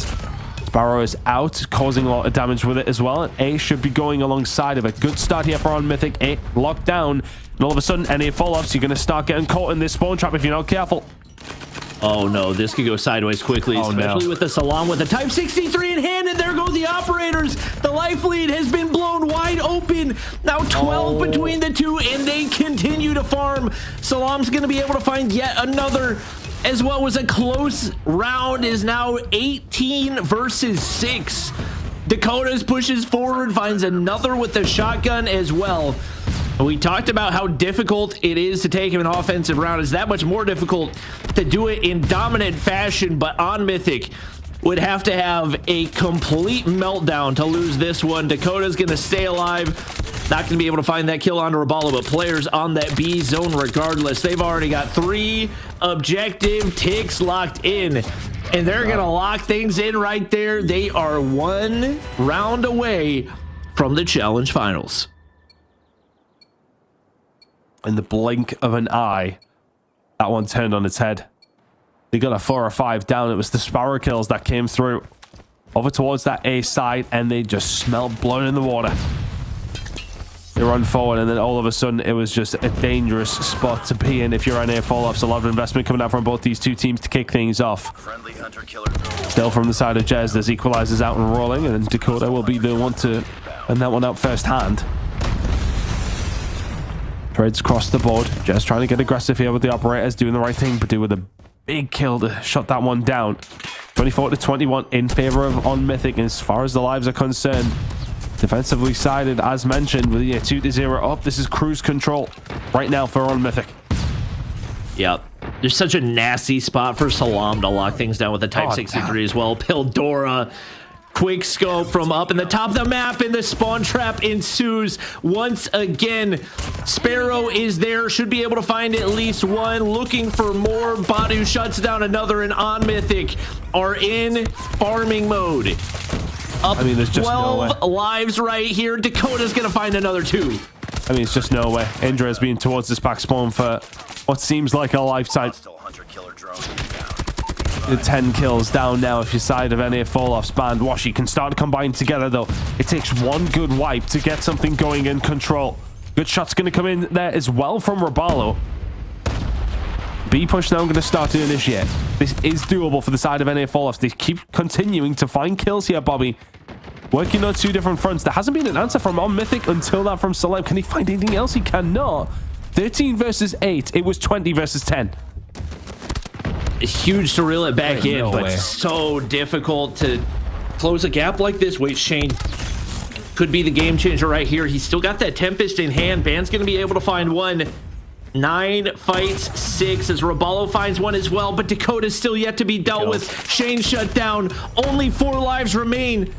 NA Falloffs have to be perfect. They have to be.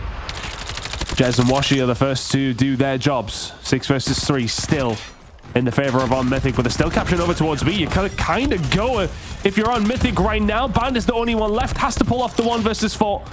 He's left all on his own. There's not much he can do. On Mythic, 3-0 NA Falloffs.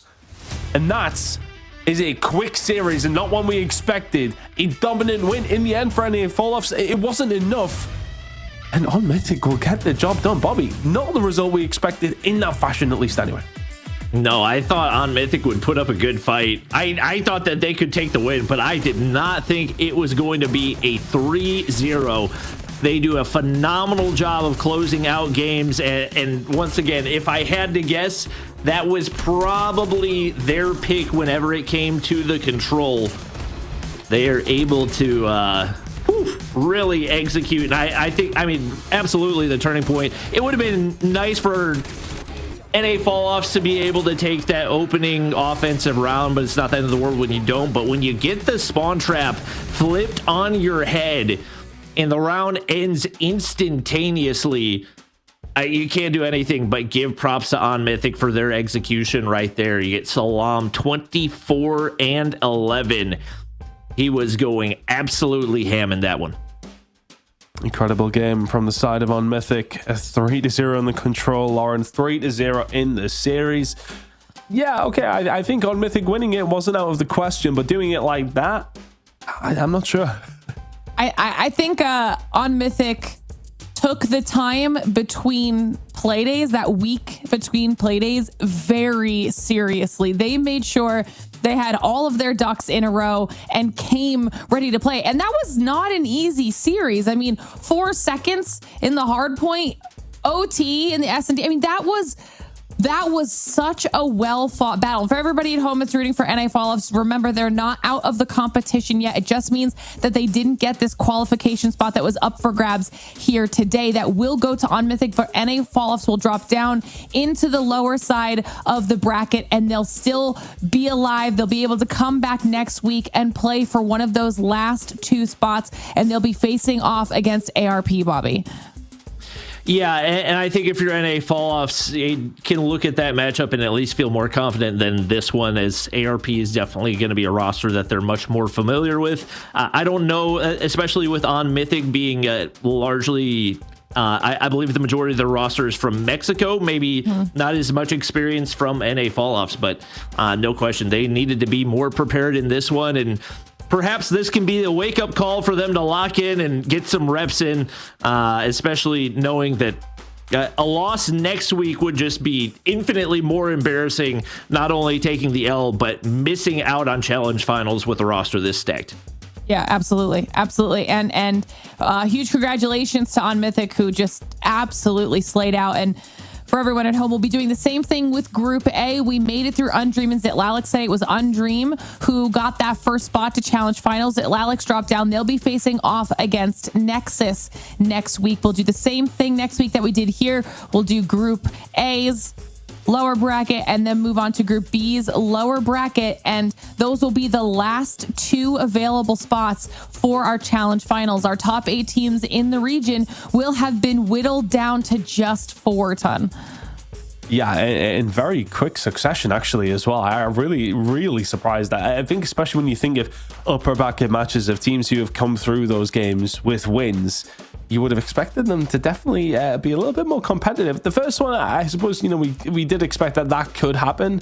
But for any fall-offs, okay, yes, the maps were competitive, but you still lost 3-0. That nobody's going to go back and just be like, oh, well, remember, it was a 4-point hard point and it did go to overtime. People are going to say you got 3-0'd, right? I think for any fall-offs, it's definitely a result that they will look back on and be very disappointed with, but they will ultimately be looking towards next week in the lower bracket, where we have those other two teams joining us in for the challenge finals, Lauren, and it should be very, very exciting. Yeah, on Mythic, definitely made sure to keep things interesting here this week. I am excited for those challenge finals. You guys will see that schedule for next week reflected there on the side of your screen. So we'll be kicking things off with Group A, and then we will be knocking out a team at the same time that we are qualifying a team through for both of these matchups. So it's going to be a very important final week of competition, to be sure. And then for everybody at home, just, they don't get a break after that. Our finals are the following week for this season. So you better make sure you're following us on social media, whether that's X, Insta, or Facebook, so you guys are completely up to date with everything we've got going on. If you're not able to catch one of these streams, or you can always join our Discord at discord.gg/Snapdragon Pro Series, because I think this is going to be a really, really good way to close out our challenge season, and then a very competitive challenge finals. And that's going to be all in the next 2 weeks. So I can't wait to see how it goes. But as far as today is concerned, we've qualified 2 teams through, and we've made it through all of our matches. This means week 3, day 3 of the challenge season here for North America has come to a close. A huge congratulations, of course, to Undream and On Mythic. So for some really, really strong performances and qualifying through to those challenge finals. We'll have to see who those last 2 teams are that can do it yet again next week. For all of us here, though, that's all we've got for today. So as always, a huge thank you to Snapdragon Elite Gaming and DHL for helping us make this whole show possible. Thank you to all of you at home for hanging out this year and watching in the 3rd week of the challenge season. We'll see you next week.